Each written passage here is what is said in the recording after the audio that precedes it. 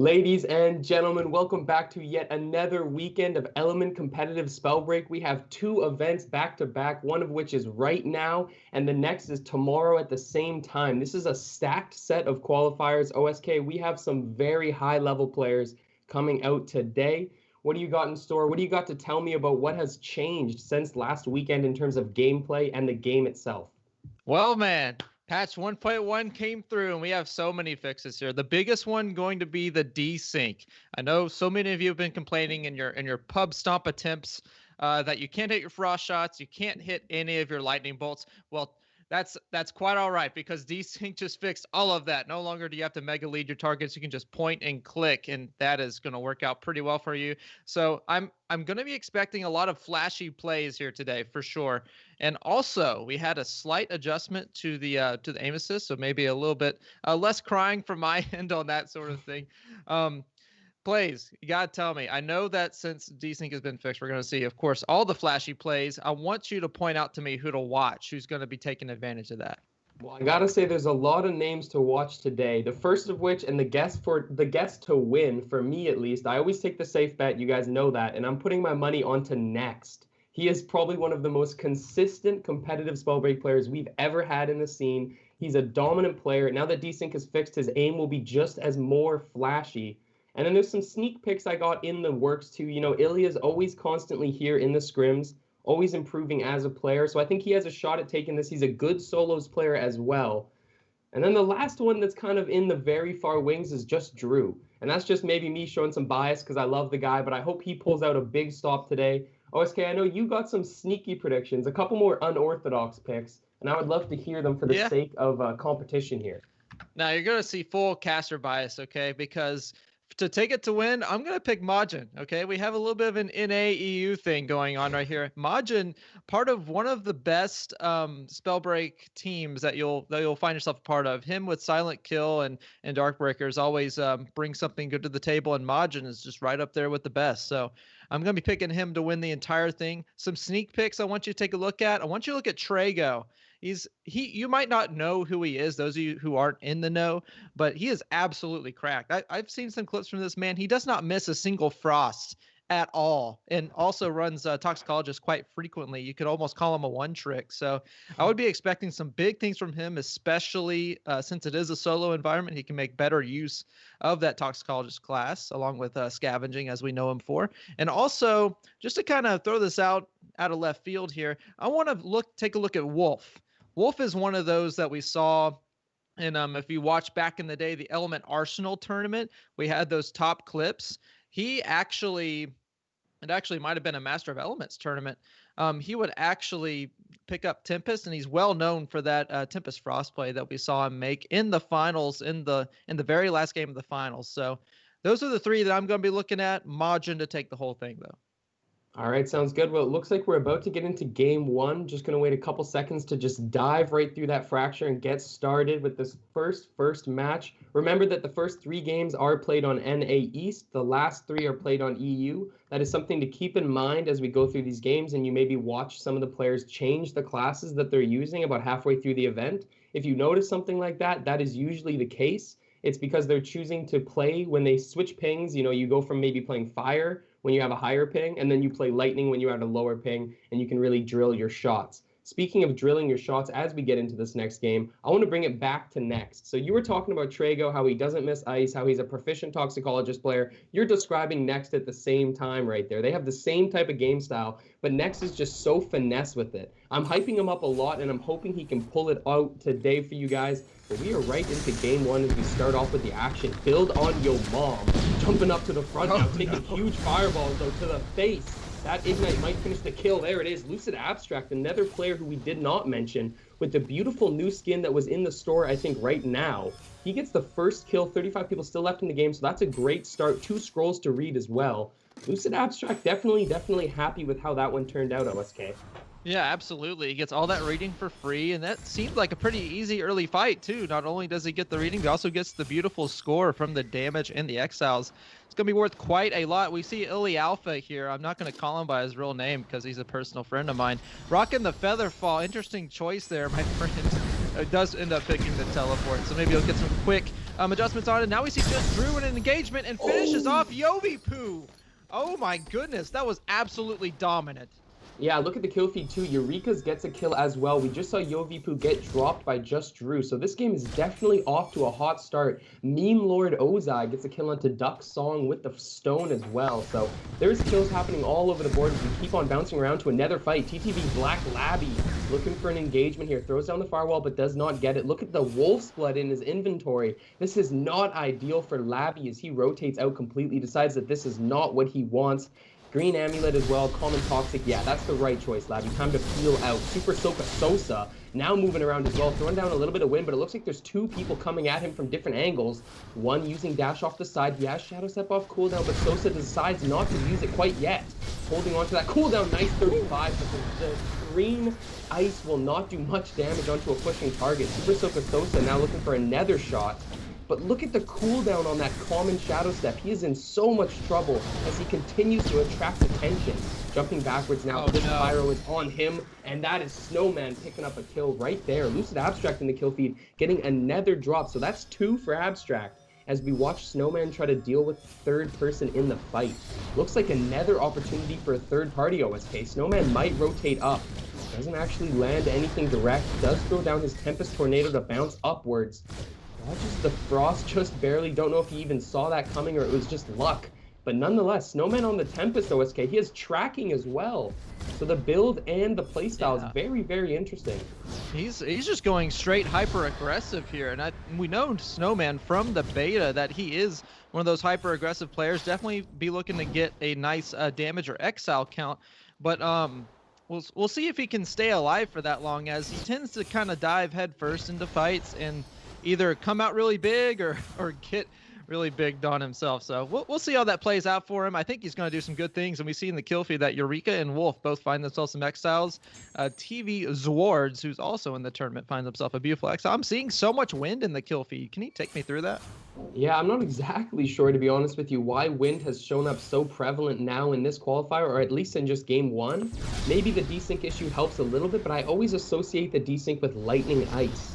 Nonetheless, we are seeing wind a lot in the kill feed, and we're going to rotate over to a couple other players. 23 people left in the game 1. There has not been a single break in the action. The kill feed continues to move through, and we got Kimball Prime in the lobby on his famous Frostborn, so that's going to be interesting to see how that one plays out as this comes closer and closer to a final fight circle. Silo as well, another tournament player, getting into a small engagement, but this doesn't look too serious, OSK. This doesn't look like much that's going to unfold into a big fight, but Silo looks like he might want it. Dashing forward now, sees a frost shot, but doesn't find the angle, loses his opponent as well. And the green belt that's on his waist just turns me off of any fight he should take here. He's rotating now through the bottom side. Dash is coming off cooldown. Runic Fluency with the triple read up will allow cooldowns to be low. But nonetheless, Silo just can't seem to keep his eyes on the target. Sees the dash up front now. Both rune charges are ready to go. Silo throws the air shot out but misses. Pyro is the class of choice, so the AoE is quite large, but he takes a frost shot to the dome piece. And he's going to shatter all shields with that one. And look at the wind. We were talking about the prevalence of it, and it's coming out yet again to put pressure onto Silo as he rotates out. OSK, he does get away with his life for the most part, but this is not a good showing from Silo. Yeah, he didn't let his second dash recharge right there. So for a moment, he was all out of movement options. Thankfully, his opponent just missed that frost. So very, very lucky to him. We just need to see him kind of find himself on the inside part of these fights. His build is kind of a rushdown build. You don't have any long range options. You have to be in the face of everybody. So we'll see how that works out strategically. He's not running recovery, so he's getting jumped on right now here. This might be a third party situation. The 2v1, he's looking very bad. Yeah, that conduit got right up in his face and hit him with a slap, and now Silo tries to just box off both of these players, but it's such a tough task. He does get away thanks to the Firefly with the Firewall Sorcery, and he will have a second. Decides not to upgrade his Tox. I would love to see him do that at one point, but we're going to keep bouncing around and finding another fight. Something happening in the kill feed right now is Crimson picked up a 2-piece McNugget meal, and Ashenfrost as well following it up with a kill of his own. And this is just not stopping with the action. TV Swords as well rotating out. A lot of that new skin being shown, and SK Majin, your vote, OSK, to take the whole thing, is out here showing off with some lightning. 8 damage just lands on 1 tick. Shadow Step is double stacked, but we're going to keep on bouncing and try to find a fight up front.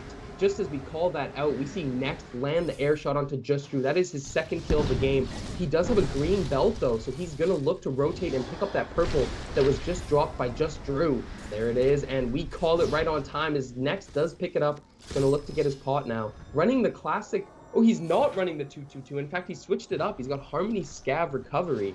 I would love for you to take me through why that was his choice once this fight ends, OSK. I got to see exactly what happens here, as Next does take the Vanishing Mist over the side. Outbreak will be available to him, but he doesn't land the damage. Interesting to see that he's actually going with the Dash Rune instead of Shadow Step. We can only assume that maybe he didn't find a Shadow Step yet, but nonetheless, Next is just rotating off the bottom. I know he's very, very big on the whole dash idea with the Invis Clouds to get your momentum. Looks like he lost this fight completely, though, OSK. Yeah, I don't think he's going to be finding anything too soon. It looks like he's going to be opting to kind of stay out of the big ticket fights here, as he's just rotating around trying to get his loot situation all fixed up. But we're going to come back to that thought as we see Makes just going right in, almost getting frozen himself, and now he's just getting pelted with all of these frost shots. Yeah, he just landed a good bunch of air shots, though. I mean, he put a lot of pressure onto Ashenfrost, who had that fight from the start. Nonetheless, the triple stacked Scav will make that fight look more dominant than it was. Ashen actually did not have any armor at the end of that engagement, but his Scav talent managed to heal him up quite a bit. Oh my god, the Toxic from deep stops the pot just barely. That might not seem like a big deal to some players, but the fact that that sticks corrosive plus interrupting the pot is massive. You see Ashen has no armor available, but he lands on beauty. 44 onto his opponent, still a tiny bit of armor to work with as Ashen shows off the Tempest movement. Dash comes up off cooldown right in time. Looking for one more, but the DF NATO blows up and doesn't allow him a shot. Now he keeps on rotating, but there's another player right in front of him. This can be the danger of Tempest and solos. As you rotate with your high movement, you run into a party and a party and a party. Before you know it, you have 4 people chasing you, as Ashen does right now. Dash off cooldown, keeps using it to keep himself a little bit of levitation. Looking for the shot, and he gets a 73 over the top of the tornado. Ashenfrost just completely turned that fight. That should give him the window to pot up, OSK. And you notice the nerves on him too. He is staying absolutely calm, using that Tempest movement to its absolute advantage. And he has to be landing these frost shots because he doesn't have Spellslinger. He doesn't have a closer range option. So it's either the wind shears or it's either the ice lance. But he is landing just about everything right now, and opting to run the scavenger as well. If he can seal out some exiles, there is no one stopping this man. He can just heal back up to full really easily. And we see in the kill feed Trago finally making himself known. I was wondering if he was in the slop. He finally finds a kill onto Lucid Abstract. Good stuff to him. We see Black Labby just rotating around. Yeah, we haven't seen any stop in the kills. There's only 11 people left in the game, and the circle is still huge. This has been a feature of a lot of the qualifiers we've seen so far since release. There's just consistent action throughout the whole game. We're looking over at Trago now as we keep on bouncing. He does have 1 kill to his name, and Swords with that beautiful skin is rotating up to the high ground, crouching to make sure he doesn't get spotted. A little bit of a stealth mission coming out from TV Swords, but not much going to come out of it. Now we see Next, who's picking up a Mana Vault, always looking to rotate for the loot. This is an interesting thing about Next's playstyle. He's so confident in his ability to fight that he will rotate across the map aggressively. Now you see the result of that. Finding an opponent, doesn't quite get either of these frost shots to go, but getting up in front now.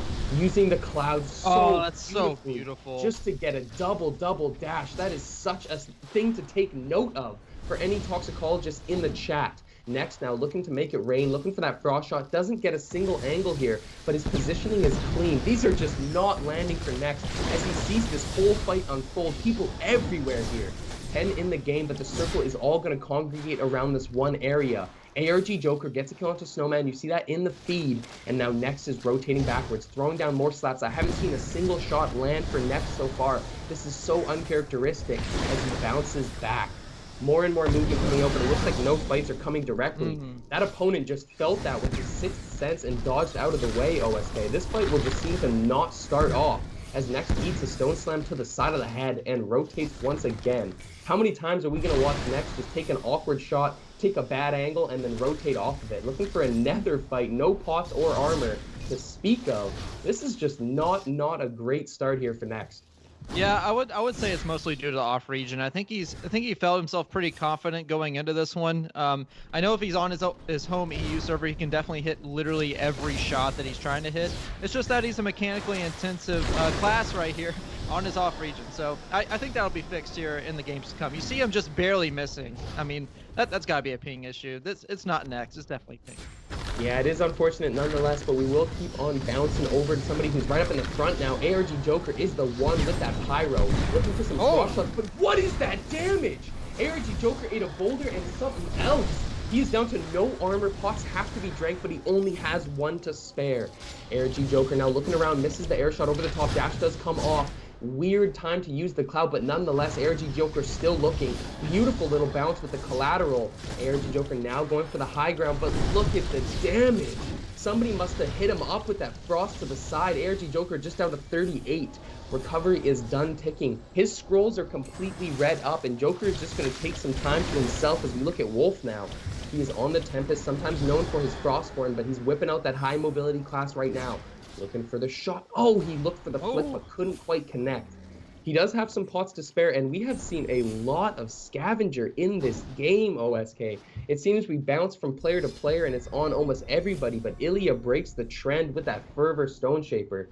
Still in the game, 7 people left, and he's going to look for an angle to get in here for sure, OSK. Yeah, does Trago have a cam block on his thing? I don't think we've seen him once, but he has 3 exiles, definitely. If my first grade simple addition is anything to comment on. Ilya with that beautiful bedrock dash, though. Look at him go. It's beautiful. And now we see Wolf right here on the receiving end of that Frostbolt. It has to be Wolf. I don't think it'll be anyone else. Ashenfrost and him having a nice little duel. The wind spam will take care of it, though. You need to go ahead and get in there. Get in his face. Spam him down. You have the scavenging. That's your one chance. Oh my god! And Eureka steals it! Showing off what Tempest should look like. He's hitting shot after shot as he keeps himself bouncing up. Players are chasing him all over. Here's another opportunity as he gets up with the sorcery. Looks for the flick, but doesn't quite land. And Ashenfrost has no armor and barely any HP. Recovery will give him a bit to work with here as he looks to rotate one more time onto this player. This is just such a tough spot to be in for the Tempest. You are just bouncing around high ground to high ground. The only way you're going to win this game is if you hit 4 or 5 back-to-back crazy frost shots. Ashen is going to have to try to pull something like that out here as he gets down to just 2 HP. He is just on a prayer now, trying to hit the last shot before he might go down. Oh, what a fireball! Secure it, sits down that Tempest with a beautiful air shot and tries to follow it up again, and a 44. Through the Chariot of Fire. Ilya gets more damage down as he's getting pushed up right off the front, but he backs up into the storm. Trago just bully body blocks him out into the storm, and that will be the draw. Trago! One! What a slap to finish game 1. Trago, like you said, OSK, starting off with some hot momentum in game 1. Man, that is what I'm talking about. Now, me and Trago, okay, we have a little personal thing going. I told this man, hey, dude, you're cracked. You need to sign up for these things. He's like, I don't remember what day to sign up. So I literally have been DMing him every single week saying, look, the sign up's on Monday. Get your butt in here. You're going to win a qualifier. And he finally shows off qualifier number 4, game 1 with the win. How good is that? Yeah, and he pulled it out with Toxicologist in a final circle that was not advantageous to the class. He was playing off wall to wall, and he managed to secure back-to-back clutch exiles to take game 1. I would love to see a replay of that if we have it available before we get into game 2. Trago definitely with a strong showing here off the start. Here you go. A little bit off the top to the center here, but look at the angle here. When this is where it started, when Trago pushes Ilya into the circle with just his pure pressure right here. Has to back up, and that is going to be the first kill. Then he takes the one-on-one situation, slapping Eureka as he looks to go into the sky one more time with the flight rune, and Trago just had his number from the very beginning. Absolutely. And you see the power of Outbreak. We could see him running that Shadow Step build. You don't have to land very much to get at least 30 damage off of the toxic spray. It literally only takes like 3 or 4 pellets, and you're that boosted damage is going to carry you the rest of the way. So absolutely beautiful stuff. Good knowledge of the final zone too. He absolutely out pressured literally everybody in that final circle, making himself known for sure. And I want to point out, good showing to Eureka too. I think I saw a nice little 6 bomb on his first game, so good stuff to him. We're just seeing all around some good pop off plays. And Honestly, we were talking about next earlier and the build he's deciding to run and all of his problems he's having with his mechanics right now. Once we get into that second half of the tournament when we're on EU, I think we're really going to start seeing him shine. The NA games, if he gets at least 3 exiles, that's a good game for him on his off region. Yeah, for sure. I mean, tons of good games all around from some of these players. We did talk about it at the start. This is one of the more stacked qualifiers, if I had to say it off of just opinion.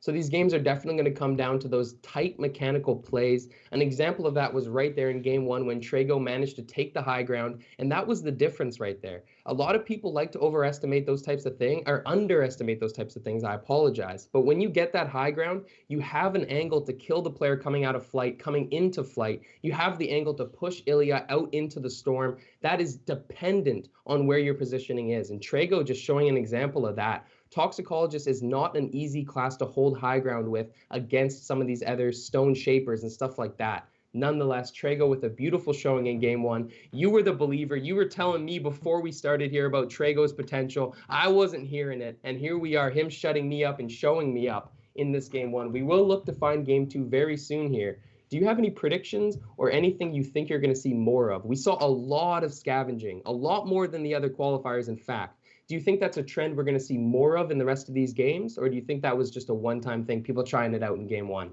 You know what? I think so. With lobbies like this, I've been in a stacked lobby before. I've seen the kind of strategies that come out. Scavenging is literally such a failsafe. And I can talk all day about fervor and how great it is, and it is great. Scavenging just allows you to completely ignore a third party as long as you can seal out an exile. If you can seal out an exile and you have a fully read, fully educated scavenging scroll, you're going to go ahead and restore 50 health and 50 armor. And that is a lot. That's at least 3 fireballs that you can just tank and then get right back. Especially with recovery, it's actually insane. So as long as you can seal out exiles and you're doing it consistently, even if a third party comes by, you can turn the fight really, really quickly. But I think we're going to see a lot of that coming into this next match. And here we go with game number 2. Let's see who we land on first. Yeah, getting right into it here, we see TV's Wards again. He had a pretty solid game in game one, I cannot lie to you. Definitely starting off pretty hot here.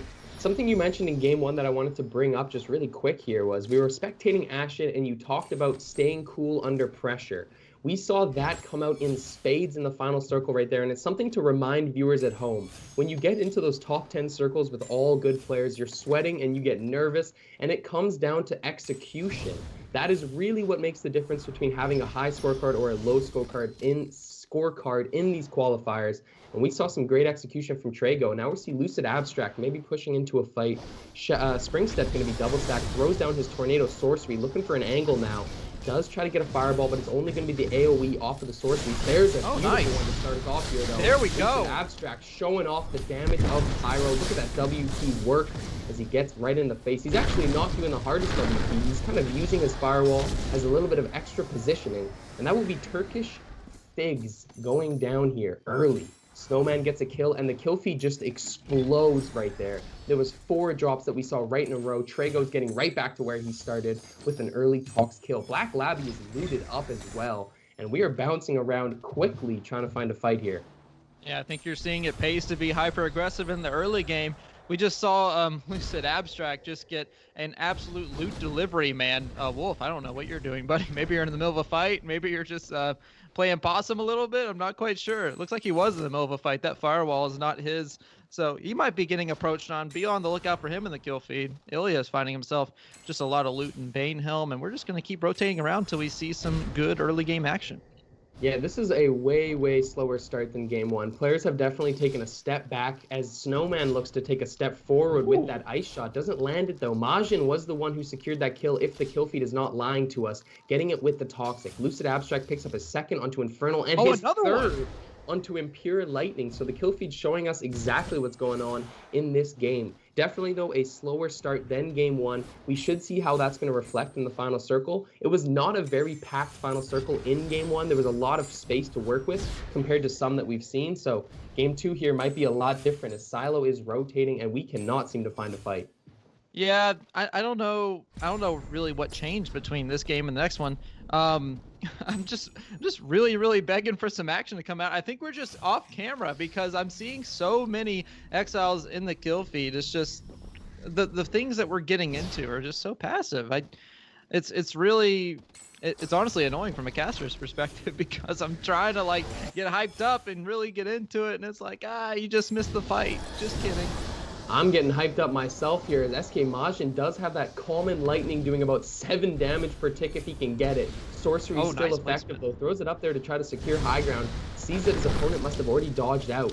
Opponent throws down the firewall, but it doesn't connect, and look at the wind damage as Majin just hits those shears, now rotating back to Lightning. Does have the teleport stacked up, going to be 3 times in 2 seconds here as he throws down another sword. Wow! Nice lead from SK Majin. That is deceptively hard to hit sometimes in those situations, but Majin connects directly. Did look like his opponent had Harmony as he wasn't affected, and that is a robot! SK Majin is going to finish that one off very easily. French history goes down as Majin teleports up, but just goes under it. Doesn't quite get the angle, and look, there is people all over as Majin is, wow, how many teleports does he have? Pockets as Majin bounces through. He did eat a frost shot to the side of the head, does not have recovery, so it did a huge chunk to him. Thirsty will help him reset here as we watch him drink, and now he's got that fire. He switched out the wind really fast with the fire to help him deal damage up close. Majin just wants none of this though. He's backing out of this fight completely. Yeah, we saw him make very good use of the quadruple teleport early on. That's some good stuff. And now we see Next just getting right into it. He decides, I'm going to take off of Toxicologist and we're going to get straight onto the Pyro. And it looks like he just either exiled someone with some loot or he just visited a mana vault, because look at that legendary loot. It's absolutely a thing to behold. Look at him go. Yeah, he does have the green amulet though. That is a bit unfortunate. The blue Shadow Step helping him get a bit more work done on the Pyro though. So Next is on a bit of an unorthodox class compared to what I was expecting to see. Is running the focus mana with the Pyro though. That is a common build that we see a lot in scrims. Black Labby does get a kill in the kill feed as we move over to Lucid Abstract, who's pushing onto a fight of his own. Looks like he's just throwing out some fireballs, looking to try to connect with the AoE, but nothing gonna land. Bouncing over again, we're on real Shiro. Jumping over the top now with the Tempest, uses the teleport to get right over to the side now. Looking for the fireball, no. Connect. Shiro, there we go. Gets a follow-up though. Now he is just sticking these. You have to make sure that you can follow up with consistent damage onto Conduit, and Shiro seems to have completely lost sight of the track there. Unlucky to say the least. The teleport will give him another angle. Oof, the Tempest almost enough mana to pop him back up. This is just a very ugly chase from Shiro as he tries to finish off this kill. Yeah, definitely. He's doing a good job of interrupting his healing though with the wind shears. That's good stuff to him. But I would really like him to just kind of get up in the face. It'll be so much easier to hit your fireballs that way. Oh, a legendary Frost. Who dropped that one? And now he's just getting turned on. Oh, it's just so sad to watch. Yeah, he's getting burned by that wind for sure. You guys see how much damage that is dealing even through the constant dealing of recovery, but Shiro just says, sit down, sir. I have a little bit of work left to do. One more fireball would have secured the kill. Not sure if the opponent's recovery is stacked up enough to get him enough HP to survive a second, but Shiro nonetheless is going to take this opportunity to pot. Dealing damage like that definitely forces your opponent to take a step back, and Shiro is going to take advantage of it. Bouncing off now, that fight looks like it might be on its end. Black Labby is the one starting a fight, getting up to the top high ground, dash double stacked with the Conduit on NA. So Desync definitely playing into his decision. Now that Desync has been fixed, Conduit certainly feels a lot more fluid to play. Black Labby going to take advantage of that as we look over to Bradalomus. And there's Trago again. We got there at the very last second. In the kill feed, you see that Next has taken down Lucid Abstract as well. Ashen Frost picked up a kill, and there is just carnage all over. Trago's got 3 on his wrist already, and this is definitely another start continuing what happened. But he gets his cloud blown up. Trago now with a little bit of a lack of mobility options. Dash gonna come out. His armor is almost shattered though. Trago has taken so much damage on the front side of this fight, but doing some nice calm returning. Breaking off the armor of his opponent by just throwing out that Toxic as he S-keys backwards. Trago with a very great display of how to deal with pyro aggression. Keep the space and keep spamming your abilities to make sure you're putting pressure on him as well. Trago gets that guy to mess off of him, and now he's going to have time to pot up, OSK. Absolutely, and you see him overpotting there. In case he gets engaged on, he's going to have that extra 20 armor to go ahead and consume there. And now we see next, no armor left in his inventory, so unfortunate for him, but he's actually doing some pretty good work. He got a nice little exile early on, and that pyro you see is really doing some work as he is running the focus mana, and it is fully educated. That's an extra 30% for free, my friend. Yeah, Next does use his Shadow Step very well there. Not quite quick enough to avoid the full side of the Toxic, but he does avoid the brunt of the damage. And now he's just getting continuously pushed, but look at the air shot, 38 off the top. Uses his Firefly through the sorcery to get up to high ground once again. Might try to read that scroll if there's time. Decides that the 2 seconds is enough. Gets it off there, so his Scav will bounce up 1 level. Something to keep note of is his 3 stacked focused mana. Next will do a massive amount of damage if he can land a Frost Shot to start a fight. That is definitely something to keep an eye on, as we see Real Shiro is down to 18 HP, just ticking a little bit thanks to a pot and recovery, but his opponent is on him.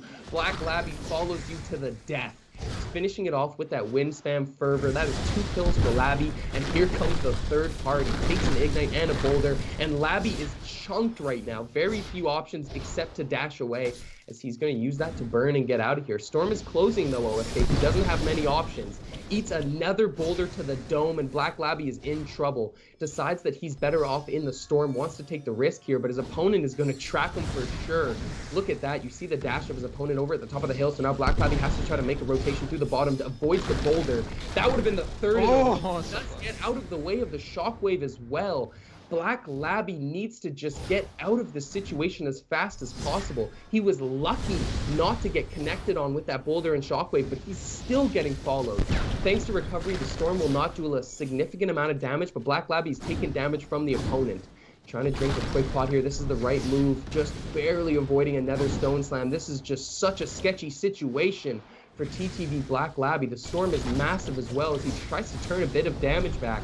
This is such an awkward fight for the Conduit. Dash is not giving him enough mobility. If he had something more like a teleport in the pocket, it would help him immensely.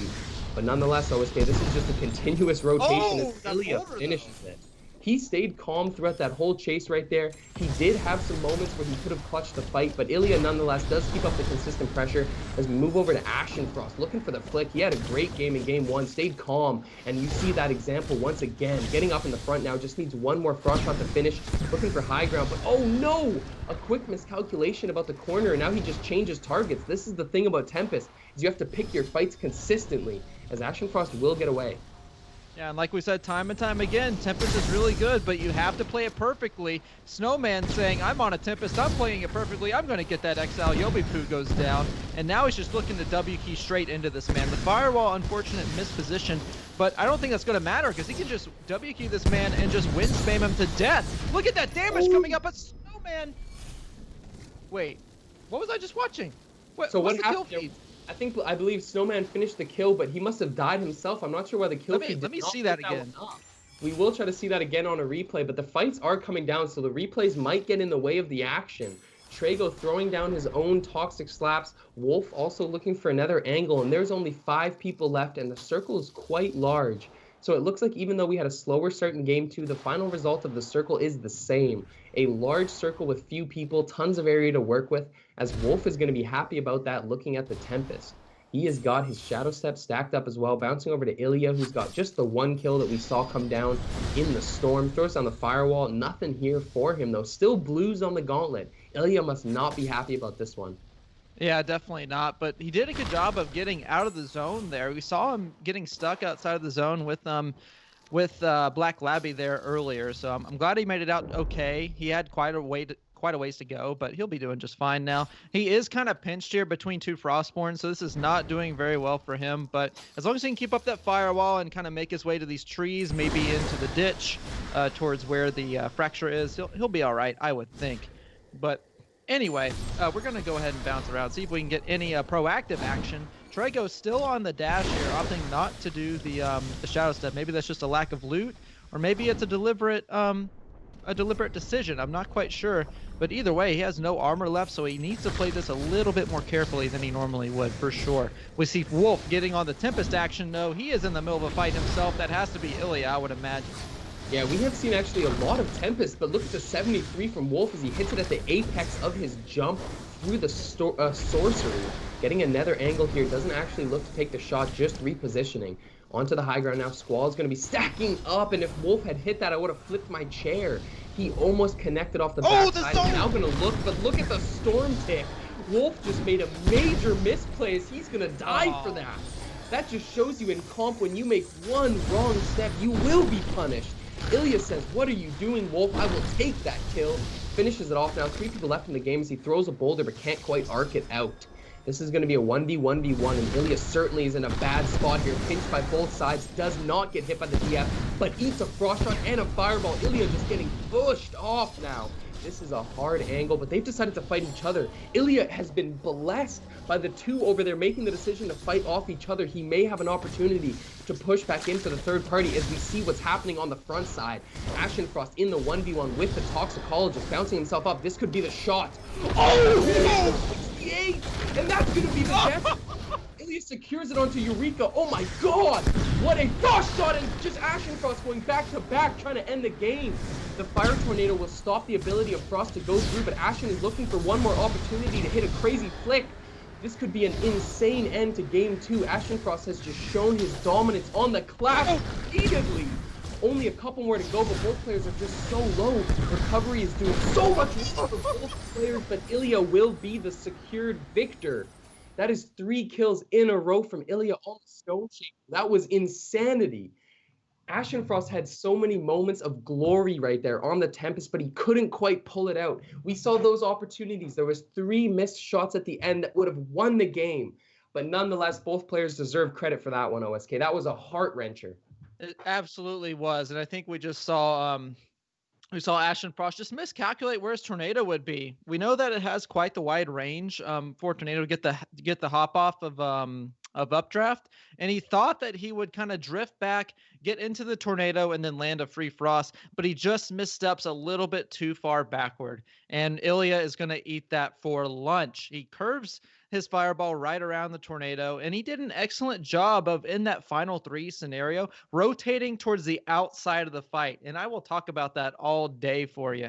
It's absolutely what you want to do. If you have someone pushing you really, really hard, and you have the opportunity to let a third party distract and get their attention off of you, it's exactly what you want to do, and he did that with his pressure from Stone. Everyone knows he's running it, and then he also has the firewall, so it really limits the sort of options you can do. You're not going to do much to him in that amount of time.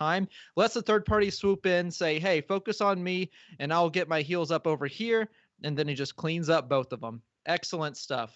Something that we might have missed there at the end, I just watched it on the delay. Ilya was hitting that teabag after he finished that game. That is next level disrespect, man. He got lucky a little bit by those two deciding to fight each other. Actually, that's not luck. That's Ilya making a great positioning decision to just stay back, like you said, drink the pot, and find another angle. But nonetheless, he did hit the disrespectful bag after securing the victory. So that is something to keep note of. These players will probably take that pretty personally as we get into game 3. Just to recap for anybody who may have just been joining the stream, we have had 1 game taken by Trago. That was game 1. Game 2, as you just saw, was taken by Ilya. And we have 4 more games left to go. We are getting into game 3, which will be the last game on NA East. And then we move over to EU. That is something crazy that we haven't even thought about, OSK. Those shots that we saw coming out from Ashenfrost were across server. He is an EU native player, and he's playing on high ping, hitting flicks like I've never seen. That is just such a performance from Ashenfrost. Yeah, absolutely. Definitely nothing to take away from any of these players. These are amazing players, some of the best that you'll see around. And again, this is quite a stacked qualifier.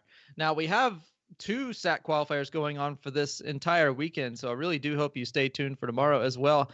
But we have some really, really big names next, like you mentioned. Majin's in this one. Trago's making himself known, proving that he's among the top. And there's just really no shortage of action that we can find over here. This is great stuff. Great qualifier to watch if it's your first time. Yeah, I got to say something else that's interesting about this qualifier compared to the past ones is the diversity of classes. There has been pretty good diversity in the other qualifiers. I'm not trying to discredit that, but this we've seen so many more Tempests, Toxicologists, Stone Shapers. You know, it's been a lot more diverse. Conduit is a little bit less prevalent than I maybe would have thought coming into this event, but nonetheless, and also the talents. There's been a lot of focused mana we saw on Next in that game. We saw Harmony Scavenger in game 1 as well. There's been all sorts of people switching up the builds away from that standard 2-2-2 that we see most games. It's been a pleasure to watch for sure. When you see high-level players innovating like this, it's something to keep an eye out for. So we are going to get into game 3 very soon. Do you have any predictions about who's going to win game 3? Because so far it's been chaotic. Man, I really think that if I had to bet money on it, I really think that Trago is going to pull out another win. I really, really do. I think he got caught in a third-party scenario. He didn't have a Shadow Step, which is what he normally would run. So I think if he can find all the loot that he needs, he'll be taking at least a top 3 spot in this next game. I really think he can take another one. He just didn't have the loot that he wanted, because he can absolutely nail you. He can burst you with that outbreak damage, and he does not miss on the frost. So I think he just got a little bit unlucky. But that's why we have more than one game, and also why we only take the best 4 out of 6 games in this tournament. So we'll see how that works out for him here as we rotate on, just looking for any sort of action we can find. Friv SB is already getting started. Yeah, 100%. We see Black Labby also getting started, but not in the right way. Getting pushed down here almost to the death. Gets stuck again on the bottom of that toxic puddle, and Trago will eat that kill for breakfast. 39 people left in the game. 1 has already dropped to Trago, and we're looking over at Yovipu, who's had a rough start to the tournament so far, and we're just going to keep on bouncing. Looks like we're back to the rotation through the map as we try to find these fights, OSK. Yeah, absolutely. We see Majin kind of rotating into the Halcyon. I'm sure he'll find some great action over there. There's always tends to be, and he's going to run into Next at some point, and that is a very, very awkward scenario if he finds himself in it. Next already with the Banishing Mist, it looks like the middle of the zone is where we will be dropping in first. But he's sitting pretty. No action quite yet. He's getting all looted up. Needs to find some better boots, but he'll find that in good time. Lucid Abstract also in Banehelm, just looking to rotate around. And Real Shiro just hanging out in the Ruby Grove area. Yeah, we're seeing ARG Joker, who looks like he just finished a fight with the Noodle as well. He's got that beautiful cartographer skin. I'm a huge fan of that one. Finishing off his first kill. So 29 people. This has been a quick drop here. Lots of death and destruction to start us off, as Ilya, the winner of game 2, is now back to the action. Looking for the frost shot to finish this kill. Can't quite get it. Can't quite get that one to follow either. Does have the purple shadow step, so the mobility will be nice.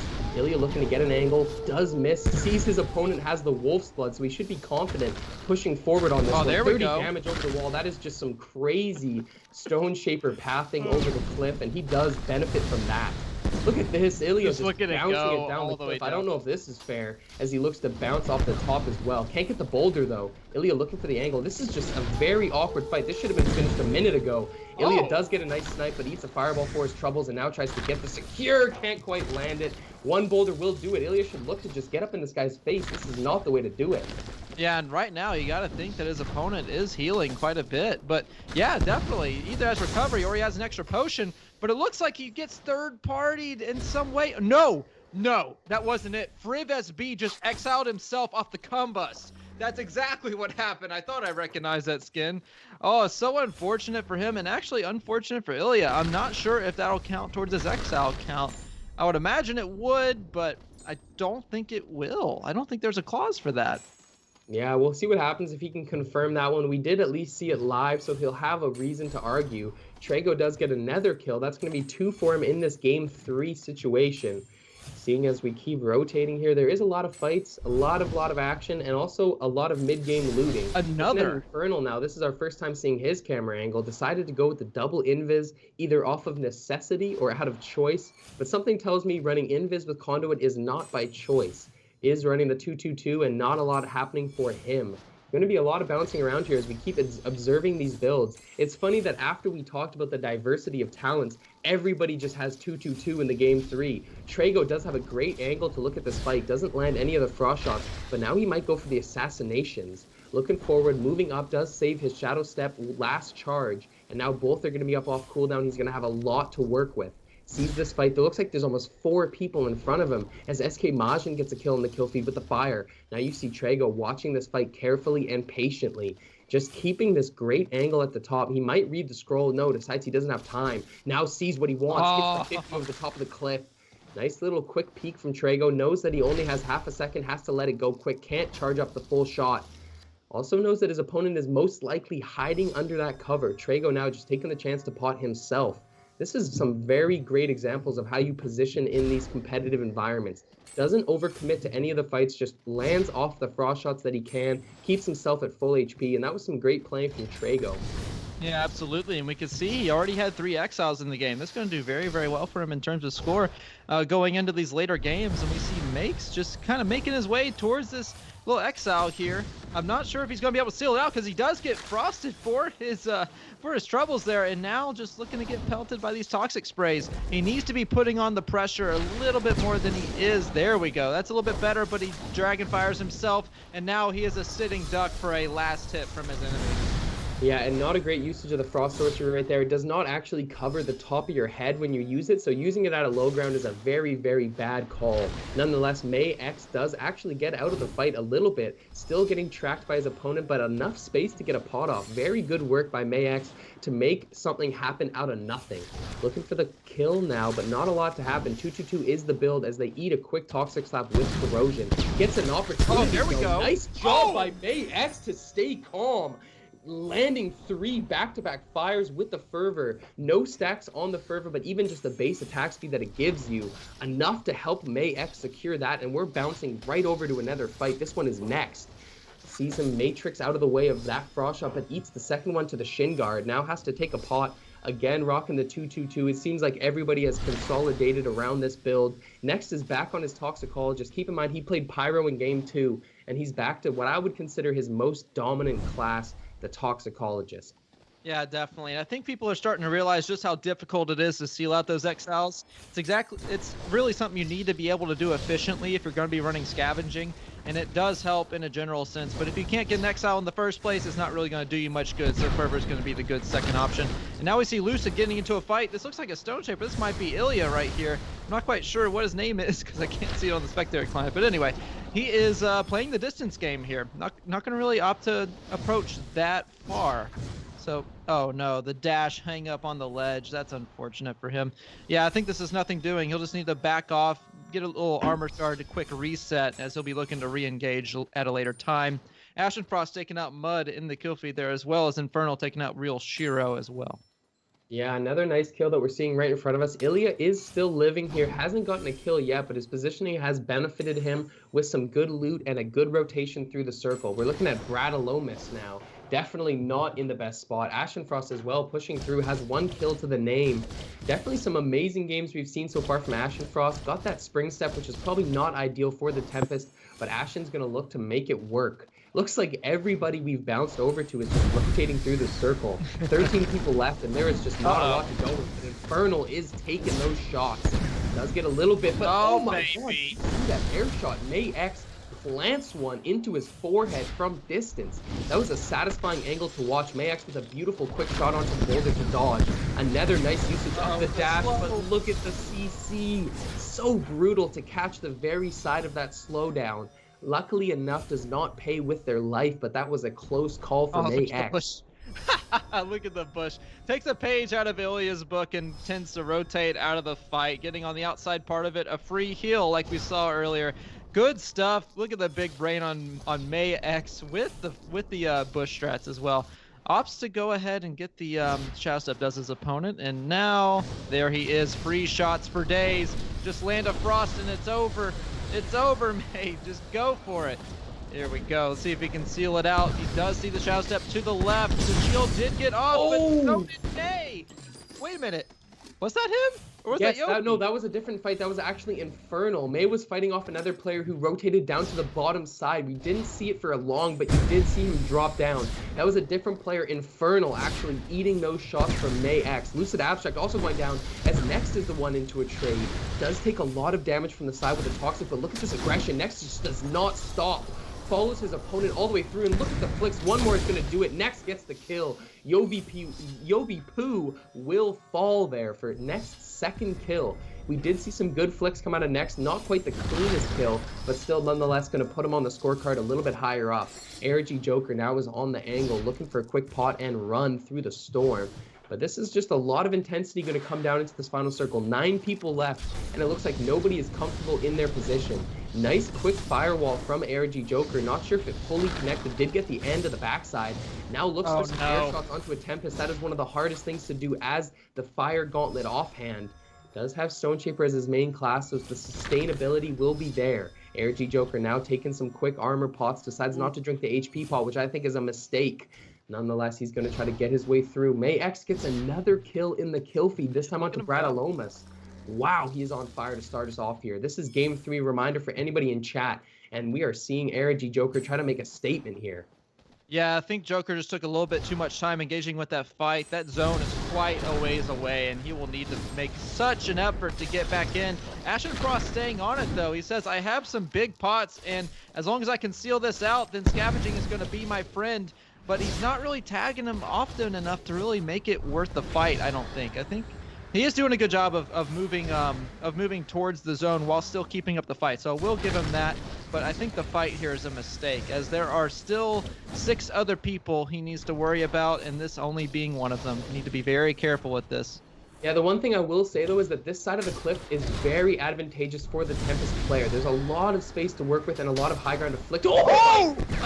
Wind spam him right now! Wind spam him! Go for it! Putting down the pressure as his opponent. Oh, ARG Joker just eats that one to the chinny chin. Ashen Frost planting those back-to-back out of the storm. You mentioned his positioning and keeping himself eyes locked on his opponent. Pays off there as Ashen Frost just clutch play after clutch play today. Oh my goodness. I thought he would just wind spam to get the cleanup, but he says, no, this is clip worthy. I think I can do it. And he just lands the beautiful off-region snipe, mind you, like you mentioned earlier. Oh my goodness. 2 back-to-back snipes off the Tempest. That is something you love to see every time. May-X getting approached on definitely by Trey. I do believe that Trey does still have the 4 exiles here.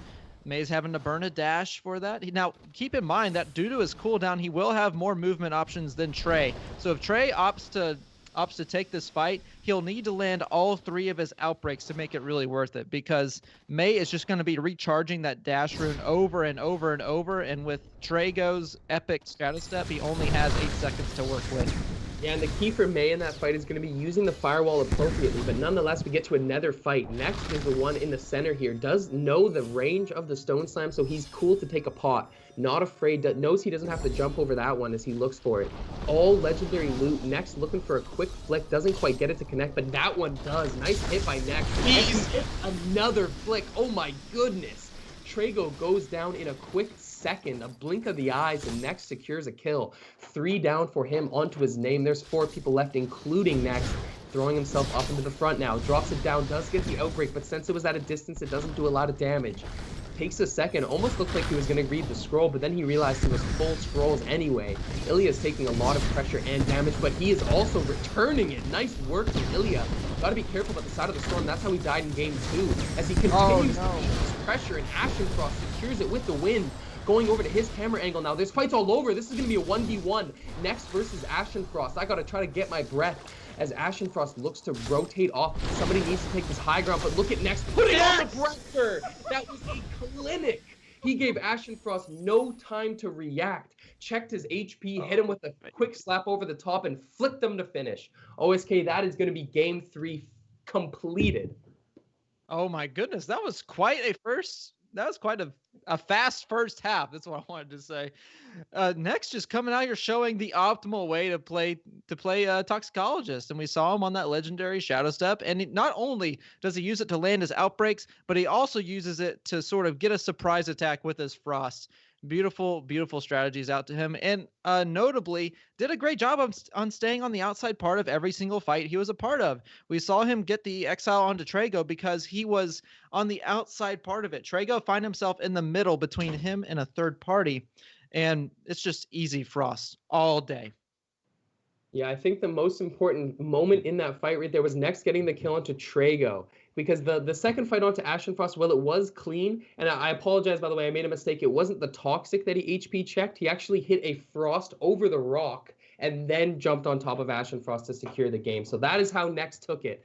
But nonetheless, as you saw, tons of great positioning and mechanical plays, the most impressive of which I think was onto Trago.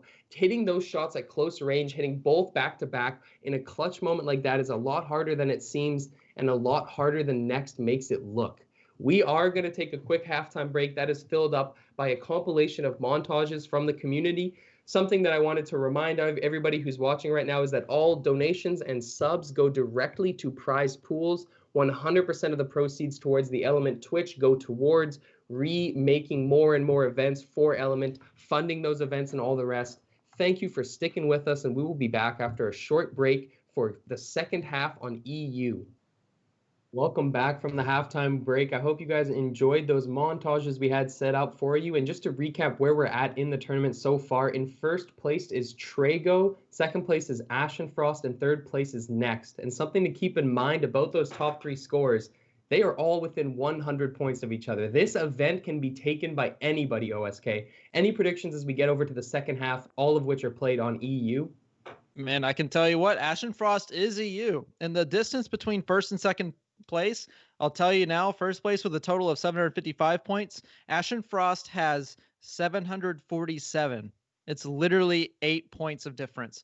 And with Ashen Frost going on his home server, I imagine he's going to be landing a whole lot more snipes, and Trago is going to have to play at a disadvantage. So I would expect these placements to shift significantly. Also, Next is an EU boy as well, and he was playing on NA as off region. So this can definitely shake up quite a bit. So I'm expecting quite the change in standings for sure. Congratulations to the first half for Trago for getting that first place, but man, it's going to be a challenge to keep it for sure. Yeah, I mean, it's hard to imagine Ashen Frost hitting more shots than the first half of this tournament because he has been popping off in these clutch moments on the Tempest, exclusively on the Tempest. He did actually tag me in the Element General before the event started and said, make sure you keep that spectator cam on me because I'm going to put out a show. I'm not joking. So he has been living up to that word right now. He is in second, as you said, only down by just a handful of points. This event is one of the closest coming into that out of the halftime that we've had in a minute. And as you mentioned, tomorrow has a bunch of big names ahead of it. And to recap as well, once tomorrow is completed, that will be the end of the qualifying events for the Phoenix tournament. Then you will see the top 25 scorers who will qualify for the final round, which will be played on Saturday, same time as today, next week. And that is going to be quite an event, OSK. Absolutely. And this is going to be a very, very well cut down show for you as well, because you have to think about it. 5 qualifiers, that's 125 people. We're cutting it down to only 25. That's a 1 out of 5 chance you enter this qualifier that you're going to have a chance to go through to the final. And then from there, only the top 3 get that sweet, sweet prize pool. So definitely have to bring your A game both today and on the finals next week. And I'm really excited to see who's going to show up and who's really going to cement themselves in the conversation. Do you have any predictions coming in as far as anybody who's maybe not in the top 5 that you can see pop off a little bit? I'm going to throw one out there from the very bottom depths, and I hope you can accept it. I'm going to say Lucid Abstract is going to have a pop-off on EU right here. That one might be reaching, but I think he's going to turn it around. If I had to pick somebody out of that top 5 to make a huge slide, I would go with Lucid Abstract. He's had some very impressive plays, just needs to get a bit farther into the game. The placement points are crucial, and 3 or 4 exiles is a very good stat line, but if you can't get above that top 15 placement, it's a lot harder to get your name in that top 5. We are into game 4. Remember, ladies and gentlemen, these are all played on EU. We can't stress that enough, and we are right over to Brad Alomis as he drops down onto the roof looking for a bit more loot. See if these games are going to be slower or quicker. Something I wanted to get your opinion on, OSK, unless a fight interrupts us, is the lack of lightning we've been seeing. Something we talked about before the broadcast and during the broadcast at the start was the fixing of desync and how that would affect lightning and make it a stronger gauntlet. We have seen it take over in scrims, yet in this event there's been very little conduits breaking through. Yeah, we say that and we get on to Majin, who is running conduit himself. So maybe he's looking to change your mind here on the EU side of things. But yeah, I have been seeing a lot less lightning than I would have expected. Definitely the best class is conduit in the current patch. So maybe it's just because it's a solo environment. There are a few exploits you can make. Oh, looks like Joker is actually about to get a quick exile. Hold that thought. I will get right back to it. All right, we have permission now. He has taken the beautiful exile early on. So anyway, for Conduit, this is a solo environment, so you're able to get away with a lot more than, let's say, if you rotate in trying to focus down a Conduit. In a squad environment, and then you get 2 other people just focusing you down. So I think that's definitely part of it. In the solo environment, you have classes like Pyro, and then you have Snowman getting zapped, and he is down to 13 HP, and now he's at 0. We'll hold that thought, as apparently we have action early on. Yeah, well, look at Snowman with the tracking on his first talent. Next says, you got to stop troll building me, man. Slaps him twice, knocks him out of the lobby, and that will be the end of Snowman's game 4. Black Lobby does get a kill into Brad Alomis. We see Mo Cable as well rotating for some loot. But this is a very hot start, as you mentioned. 27 people down. This may be one of the quicker starts out of the 3 games we've seen so far, this being the 4th. And now we see May X with the Wolf's Blood. Probably not the most ideal rune to have in this situation, but at least they're going to have eyes on any opponents. Sees that this is generally clear, so definitely going to go for a full 3 loot. And now we see Lobby as well. He does have the Shadow Step double stack. It is common, unfortunately. Noxy now running the fight rune out of here. We see that rune all the time come out in these games. But Noxy nonetheless taking a huge shot to the side of the head. He's lucky enough that his opponent did find a third party, so he is going to get away with a little bit of luck here. Nonetheless, Noxy just says, forget about it. I'm pushing into you, my friend. But that is not the right call. Now he's pinched between both angles. SK Majin will benefit from that situation as he teleports up to the top as well. Looking for this high ground now, trying to fight for it. Sees his opponent, but doesn't get either of these air shots to go. Teleports again. Wasn't exactly sure about the location of that one, but he does get away with it. Yeah, I think actually what he was doing is he was trying to head fake his opponent. I think that was completely intentional, actually. We see that a lot whenever people will put down their teleport and then quickly turn their model before the animation goes up. It kind of gives a quick little head fake before you get the quick teleport. And if you don't see the first part of it, you're thinking, oh, he's teleporting left, when actually I'm going right, and now I'm just deleting you with this lightning gauntlet. Look at him go right here. This is easy pickings as long as he can land his shots. Not even a contest.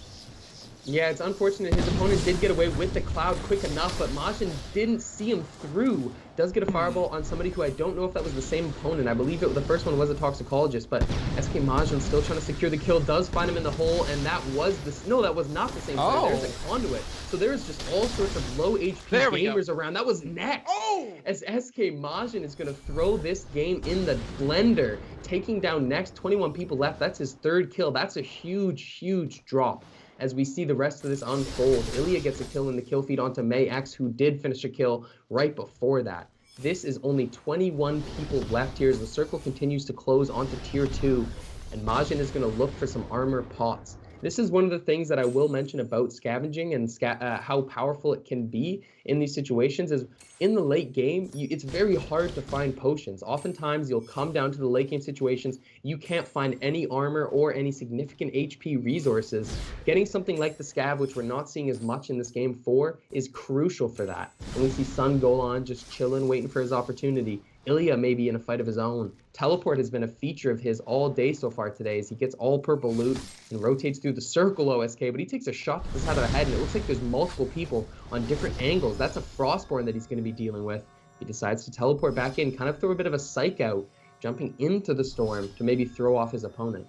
Yeah, and this is definitely a viable strategy that you're seeing a few people take advantage of. The first zone actually doesn't it doesn't tick as much as the later zones, obviously, but really the first 2 zones are like 1 tick, 2 tick. It's not very much at all, and you can actually get a quick kill onto a bot, I guess, if that's what you want.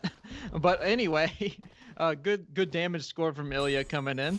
But also it makes it so much harder to see with the blur, and then the sound is distorted.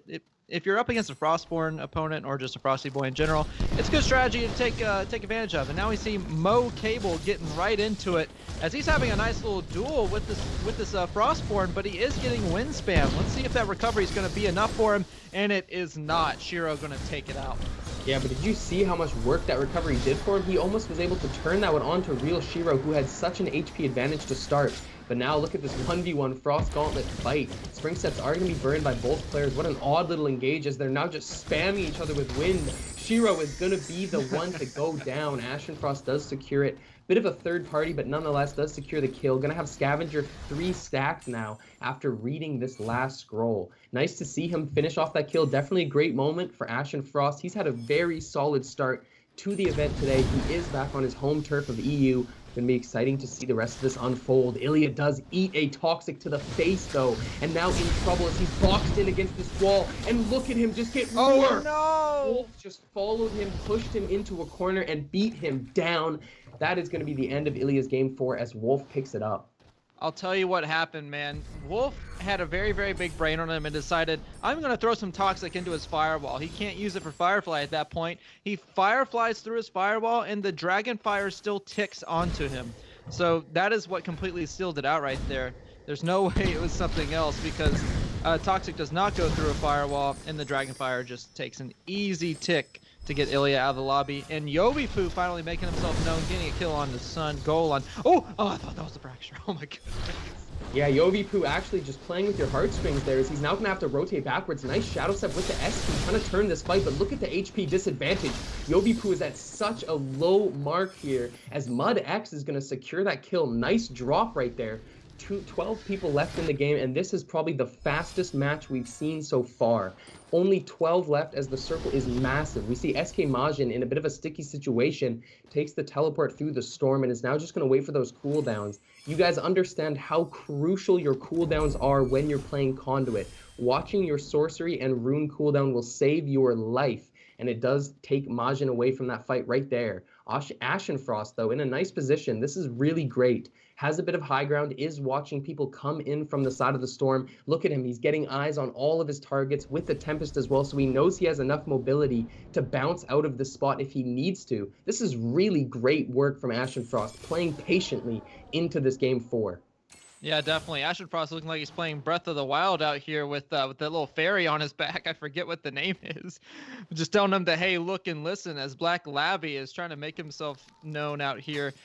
He is on the high ground position, just barely misses low with the Frost. Unfortunate for him. But I think he notices that there's someone underneath him. I'm not sure what the camera movement was there, but maybe he does spot someone right there. Friv finding his way out, does have a nice little exile to his name there. And Infernal just looking to stay as quiet as possible. Nothing doing for him quite yet. Yeah, well, look at that beautiful little bit of a cloud to throw off his opponent. Now he just needs to secure the kill. He hits it through the shadow step, but doesn't follow it up. Looks like his opponent had the runic fluency and actually died. That was Crimson B, who just took a shot from Ashen Frost coming out of his second shadow step. Infernal now has it double stacked again. He could go for the assassination. One thing I will say about this Tempest Toxicologist fight is that you have to play, or sorry, not Tempest Toxicologist, Tempest Conduit. The Tempest has to play at a space and at a level that avoids the max damage from that Lightning Gauntlet. It is so hard to play into this matchup, as Infernal will have the natural advantage. Doesn't quite use it though, backing off completely. Got a really good opening into that fight, but it looks like just the spirit of Ashen Frost is scaring these players away from pushing him. He's had so many good plays so far that people just don't even want to take the fight. TV's Wards now with that Frostborn, beautiful selection on the class, has the aggressive flight in his pocket as well. Doesn't quite burn it quite yet though, looking for the shot first. Oof, his opponent is playing with him by bouncing up over the top. Boulder will come in, but it's just a little bit too low. Levitate will be used with that Frostborn class. Bounces up one more time. 11 people left in the game. Oh. And look at the shots coming out. This is like Duck Hunt as TV's Wards looks for his own shot. Nothing is quite landing though, and this is definitely a horrible position nice. as the Frostborn. Yeah, he does get a good flick right there, but he is going to peel out with the flight. I don't think I've ever seen so much frost fly in the sky in my life. This is an absolute shooting gallery. If Zwards just needs to find himself a bit of cover to move himself further into the zone, because if he stays floating like that, someone's going to hit him eventually, and he is not going to feel too good, as he is running the Thirsty and not the recovery like we normally see. So no extra defenses for him there. Well, we're going to go ahead and see Majin kind of rotate off here. He did find himself a nice exile on the mud there, so 4 total for him in this game. And now it looks like he has a nice little inlet for himself to kind of just play it low for a little bit. And now we see Joker coming from South America, by the way. He doesn't have any sort of server preference. Maybe the NA does better for him, but oh, look at the fire connecting there. So good stuff to him no matter what he does. Maybe we'll get to the day whenever we can have South America events. But that stone is doing some work, let me tell you. Yeah, for sure. And just for anybody's information, ARG actually does stand for Argentina. Back in closed beta, they made a team of, I think it was 4 players, all of which came from Argentina. And they actually had some crazy pop-off. Speaking of pop-off, hits up 40 damage over the top with the boulder. One more shot is going to be what he needs to secure, but this is the problem with Stone Shaper and Fire offhand. It is so hard to get those last ticks of damage because you need to hit either air shots, boulders, or shockwaves, and those are all tough shots. Eureka does get a kill onto Wolf with the Frost, and now we are down to single-digit players. A double kill, in fact, as Eureka gets a kill onto Frib SB, and we watch Joker try to finish this kill with the chase. Dash going to be up in just 1 second now. Here it is to burn. This is his opportunity. He has boxed his opponent into the side. Now there's nowhere to go as ARG Joker now tries to look for him. Looks like his opponent has completely slipped his gaze though. And Infernal gets a kill onto TV's wards. That is the Frostborn going down and the Conduit succeeding in that fight. We move over to Ashen Frost. Now, this might be a great person to watch because he's had some clutch fights. I think I've said that about 7 times so far through the broadcast, but it's worth pointing out. He is off to a hot start, and we'll see if he can continue it here. Yeah, definitely. I think he will. He found that opportunity to get some heals off, and now it's just a shooting gallery again. And look at the damage from that wind shear coming in with the squall buff. That's a 14 per, and now it's just one more Frost to finish it out. Let's see if he can do it. I think he can. Just one little lineup, but he is getting third-partied, and this is not a good situation. Good little sorcery, however, to kind of break up the aim of his opponent. He does land a small miniature Frost, and now he'll have to just back away, being very careful. But Eureka is going to get the fire damage onto Ashen Frost from the tornado, and he's sitting pretty with 3. Now, he does get blocked off by the hill, but I don't think there's any more cover these guys can go to. This is going to be an absolute shooting gallery for him. Yeah, that was unfortunate right there. I mean, Ashen had such a great amount of work onto the front side of that fight, but he did get hit by multiple angles from multiple different Frost gauntlets. Does end up dying due to the AoE damage with the tornado and fire, but now we see Eureka. 6 people left. He's looking for an angle of his own. Is rocking the pyro, so the damage is going to be very high in the final circle. Moving over to another fight, we're on to Majin, who gets his 5th kill, this time onto Black Lobby. Has a chance to quickly pot and look for some resources. This is going to be critical. Who can enter the final fight with good resources and good pots on their belt? This is going to look for the top as SK Majin does get a bit of damage, tries to walk out of the CC, but still gets hit for the 2-second stun. Doesn't take the multiple ticks from the Conduit power surge ability, but now look at SK Majin backwards with the SP. Definitely a very tough fight to rock with teleport. So many awkward angles that you're going to have to try to land on top of as ARG Joker goes right for the high ground. This is what you want to see. Play for the top, but he just eats Pyrolysis Firewall for huge damage. ARG Joker now going to have to try to break this deficit, getting down into the top, trying to pop, but it's not enough. Eureka ZZZ just puts him to sleep for sure as he looks for yet another kill. That is his 4th, looking for 5th now. Doesn't get any of these air shots to land. The pyro must be noted again. The damage is high and the accuracy is higher.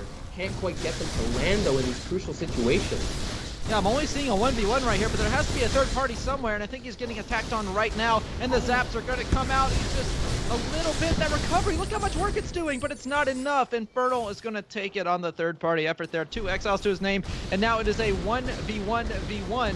Infernal finding himself on the lower part of the ground. I think that was an opponent right there, and the bush maybe not, but he needs to be so careful right here. This is such a chaotic circle. Look at all the different heights we can reach here.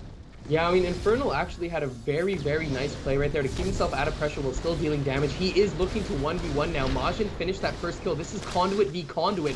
Nice, quick little flick with the top of the cloud as well. Damage coming down. Infernal has Majin in a place of weakness. Just needs to look to finish this kill now. Lightning coming down, but none of it will finish through the line of sight. Infernal does see his opponent Shadow Step off the top. No, be careful. That's half your HP, my friend. As Infernal now has to just try to secure this kill and stay calm. This is what we talk about, how hard it is to stay calm in these situations. Infernal holding this bridge for the high ground. Look at the top now. 12 damage comes through. One more flick is going to do it. Nice. Goes down. Infernal takes game 4. I think out of any of the predictions we could have put forward right there, Infernal would have been one of the farthest out. What a great surprise performance and shutting us all up at home here. Infernal taking game 4 with authority. Yeah, he did an absolutely fantastic job of keeping the high ground out there and making Majin's job so much harder, as we just saw. That was some beautiful, beautiful stuff. You know that every time Majin tried to engage, all Infernal has to do is just back up. And Majin, what he has to do is he has to burn Levitate. He has to burn a dash to sort of level it up so he can get out of that advantageous cover that Infernal has. And because of that disparity between the resources you have to burn, Infernal's job is just so much easier, and he's able to just zap him down really, really easily. He was playing passive the first part, but that playing for placement did himself well because he found himself in first place. So excellent job to him. Yeah, and Conduit is one of those classes that scales up very aggressively. Once you start picking up your last skills and you get your legendaries, if you do manage to find a legendary lightning, your damage goes through the roof. We saw it right there. Majin was the one fighting him as well. That was the 1v1, so it was actually two Conduit players, both with great loot and great setups. Unfortunately enough, he gets the huge drop in advantage at the start, so that's going to be the Game 4 win coming out from Infernal. Definitely, you saw him check the HP. This is another example, so just pointing this out for somebody who may be less experienced with the game Spellbreak. When you're in a tight 1v1 situation like that, it is critical that you DPS check your opponent and see how much HP and armor they have. If you can see what their resources are before they can see yours, you can make the proactive decision. Infernal shows you that right there, hits a lightning, checks the HP on Majin, sees that he's only about 40 armor, full HP, takes the high ground and just plays it slow, takes game 4, and we're looking to get into game 5. I want to point out, though, that he is an NA East player, so he actually came out and took a sleeper W on his away server, OSK.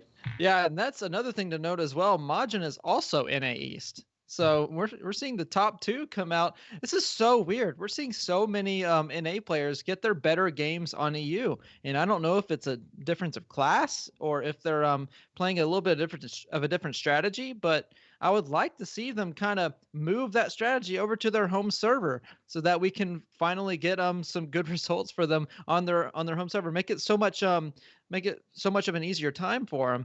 But hey, if that's how you want to win, just disrespecting people on their home turf, I mean, that's up to you. I just think it would be an easier time to do the other way. Yeah, something else to mention as well is that with that game, due to Infernal taking the win and moving himself up the scorecard, Ashenfrost took first place because there was very little defense in the top 3. Next went down relatively early, and Ashenfrost was able to push himself ahead into the first place slot. We will see how this all unfolds. Remember that you can hit !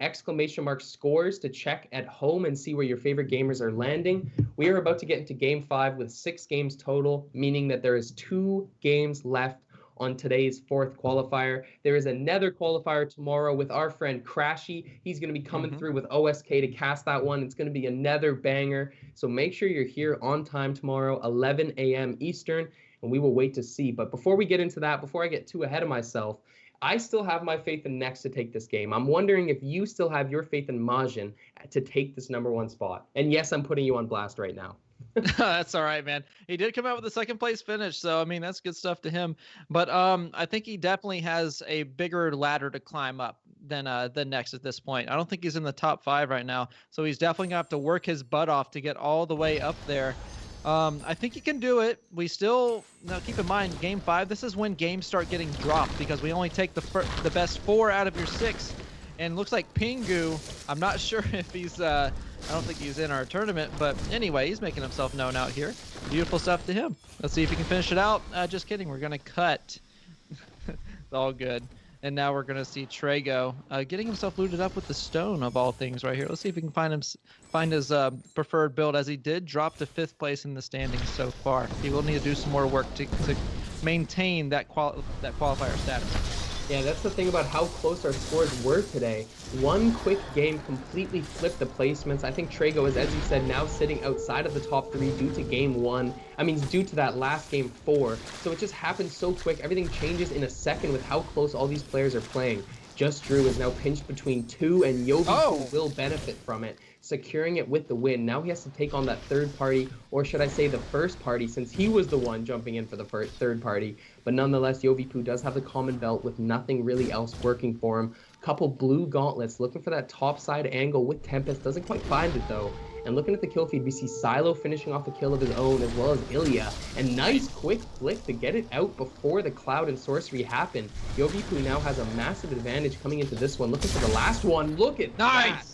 XD Argo will eat that shot and that final wind shear to go down. Yovipu gets his second kill. Great start for him as we see Black Labby with the kill. Airbender now stuck between a rock and a hard place, throwing it down, but it's not enough. Infernal continuing his terror with another kill, this time in game 5. Absolutely, and we saw going back to that Yovipu fight, he actually had really good awareness. He doesn't have to be in the air every time to land his frost shots because Squall doesn't actually come on until level 3, and even more so, Updraft doesn't come on until level 2. So you can actually take those planted frost shots without losing too much value out of your shot from being in the air. So good awareness from him to go ahead and just land what he knows he can land. 2 easy frost shots and a wind spam to clean it up. So good stuff. Yeah, we see Trago again. He might be in a bit of a struggle here, using his dash with the cloud to get himself some more mobility, looking for loot again. Something to note is that his fervor is already stacked up twice, so that's going to be huge coming into an early game fight when some people have a little bit less armor and survivability. That extra attack speed can really make a difference. Now we see SK Majin in a fight of his own, trading off the side, takes the dash with the side key, and now he has cooldowns again. Majin does have common boots though. Thank God he's playing Conduit where movement speed maybe is not the most important compared to other classes. But nonetheless, he does use both rune charges to get himself over the side. Knows his opponent is very low. Uses that extra sorcery charge to get the rune, burns himself up to the top, and nice fireball with 34. This should be the kill. Excellent. Yeah, that was some clinical Conduit play from SK Majin right there. Yeah, not only that, but look at the scroll read there off the jump. Good stuff. So I want to point out he did do a good job of using the firewall there, and the ignite actually lets him track his opponent through the wall because of those damage ticks. He can actually see the health bar through the wall. So that was some beautiful textbook way to use your offhand gauntlet to support your main hand. So good stuff to him. And now he finds himself in a bit of an awkward engagement, runs to his own firewall, but that's all right because it'll just do 6 damage, and now he's going to be doing 40 to 50 on this man. Unfortunately, the trade is not in his favor. He will need to flee for the moment. Yeah, he does get himself away with that one, though, thanks to the extra rune charge from Conduit. But look at him get jumped on. SK Majin now in a bit of a sticky situation, has to move himself up to high ground. Oof, just barely dodging out of the way of that frost shot. Look at him, he's getting pinched by multiple players as Majin's still making it work, gets the air shot, now following this one up. Sees his opponent has Featherfall, and that is just a huge open target for the Lightning Gauntlet. Keeps on this chase as Majin is trying to secure the kill now, jumps down through the staircase.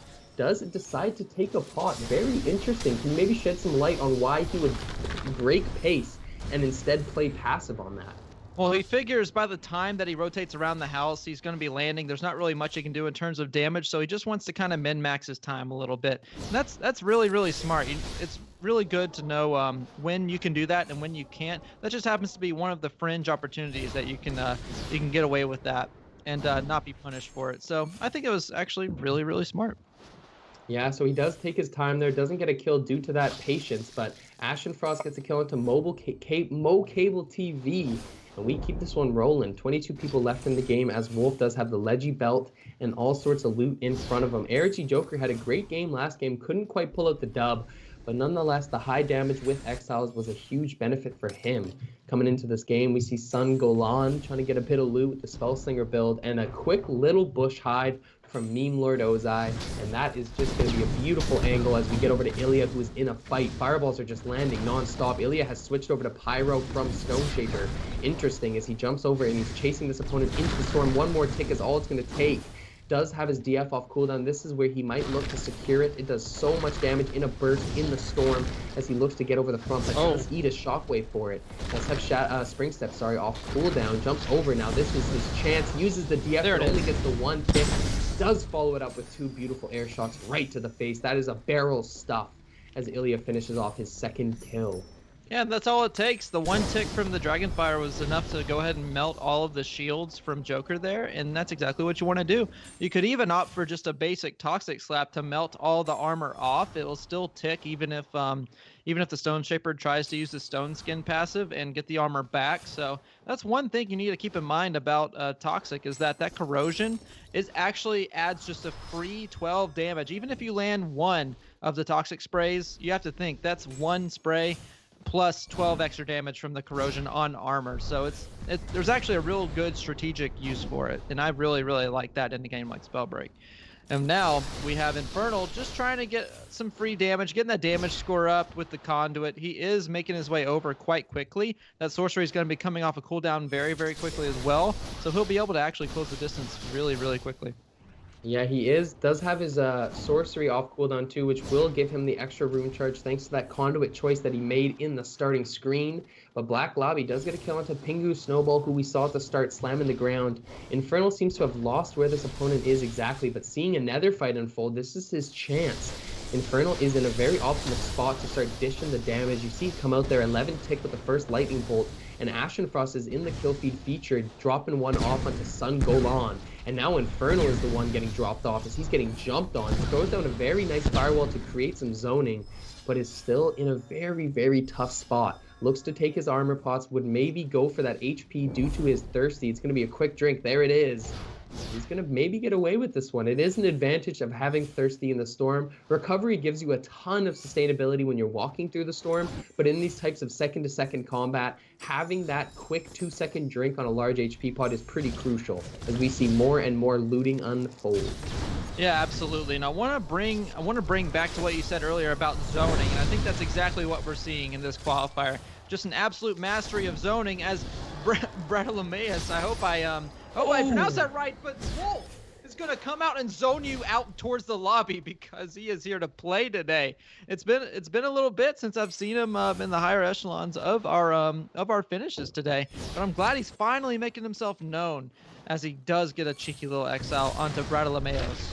And now we're over to Ilya, who's in yet another fight. This will be his third kill if he can look to secure it. He does actually use that cloud to get himself a bit of space. Again, doing some... Oh! Nice air shot. What a prediction. He did take a frost shot for his troubles, but nonetheless, still going to pay off. Ilya with a quick little bit of prediction on that. Now he's going to look to push this forward. Knows he's fighting a Tempest, so the mobility is going to be in his disadvantage. But Ilya looking to make this one happen. Sees that the Tempest is playing very front side, so Ilya is going to look to get some pots and try to finish the kill here. Sees his chance, misses another air shot. He's feeling hot after getting those first ones to go. Uses his wall now and does a beautiful job of closing the distance. Again, we are seeing clinical performances from some of these top players on how to deal with the classes. We saw some Stone Shaper getting dealt with earlier, and now we see how a Pyro closes on a Tempest. Great work from Ilya to secure a much-needed third kill. Yeah, and you want to talk about maximizing your time there. He knows that he's not going to be able to do anything very much with the distance that he's dealt with, so he's going to let the opponent come to him, and while he's doing that travel time, he's going to go ahead and heal up for free, and I mean for free. That was 2 potions that he was able to get off while his opponent was just trying to see him, really. So excellent use of the third person mechanic there on the camera, and also just maximizing his time and waiting for his opponent to come to him. Good stuff. Yeah, and Ilya definitely has the mechanics to be able to put himself in situations like that where he has to hit the shot. He does have a bit of that it factor that we sometimes talk about, being able to pop off in a situation, as SK Majin also has that factor. Jumping over to the front now, doesn't quite get the air shot, but lands it off the wall for 12. Hits that one though, that's 34. Gonna try to follow it up with some lightning to secure, but Majin gets stuck on the bottom, and now he's in a bit of a tough spot. Does he have time to drink this big pot? That was the wrong choice, no, he my doesn't. friend. That's so Do your math homework, man. That is not the right counting. 3 seconds is too long for you to live as he drops to the storm. Oh my goodness.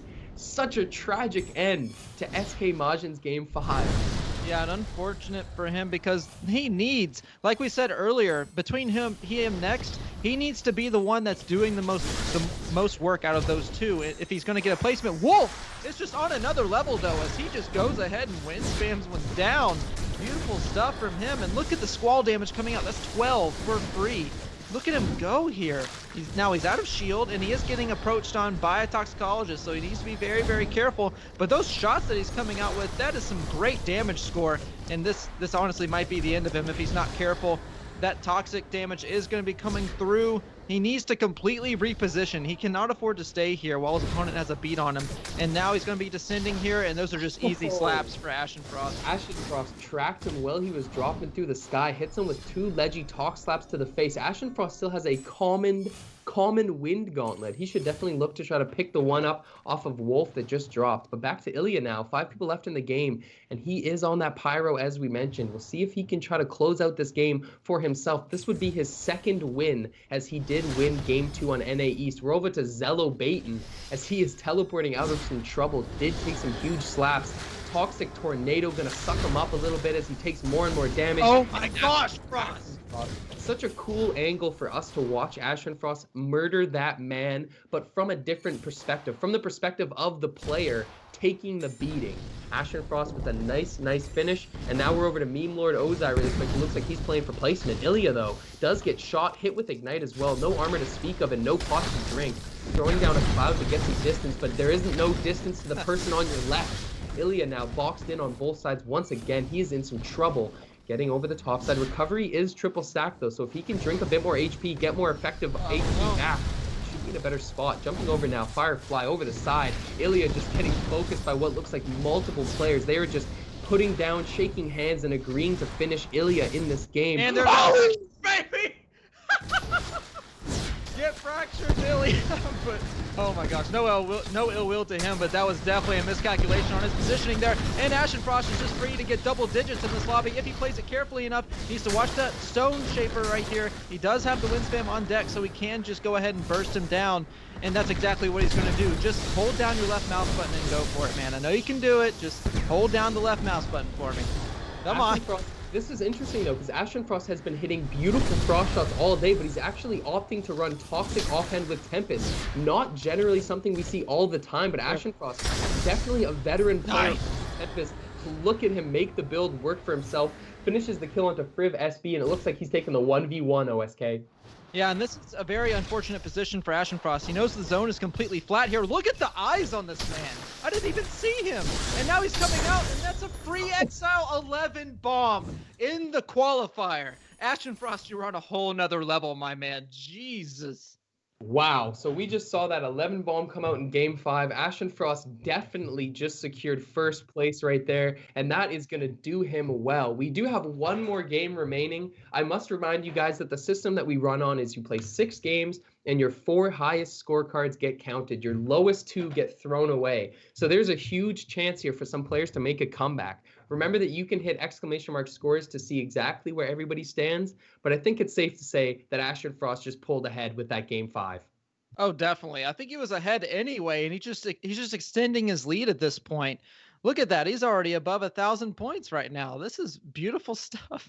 And you got to think that 11 Exiles comes with it a very high damage score. And yeah, it looks like he got over 2,000 that game. So that is insane. In a competitive lobby, when everyone is on edge, when everyone is higher, it's on a higher level than what you're going to get in any pub lobby, no matter who's in it.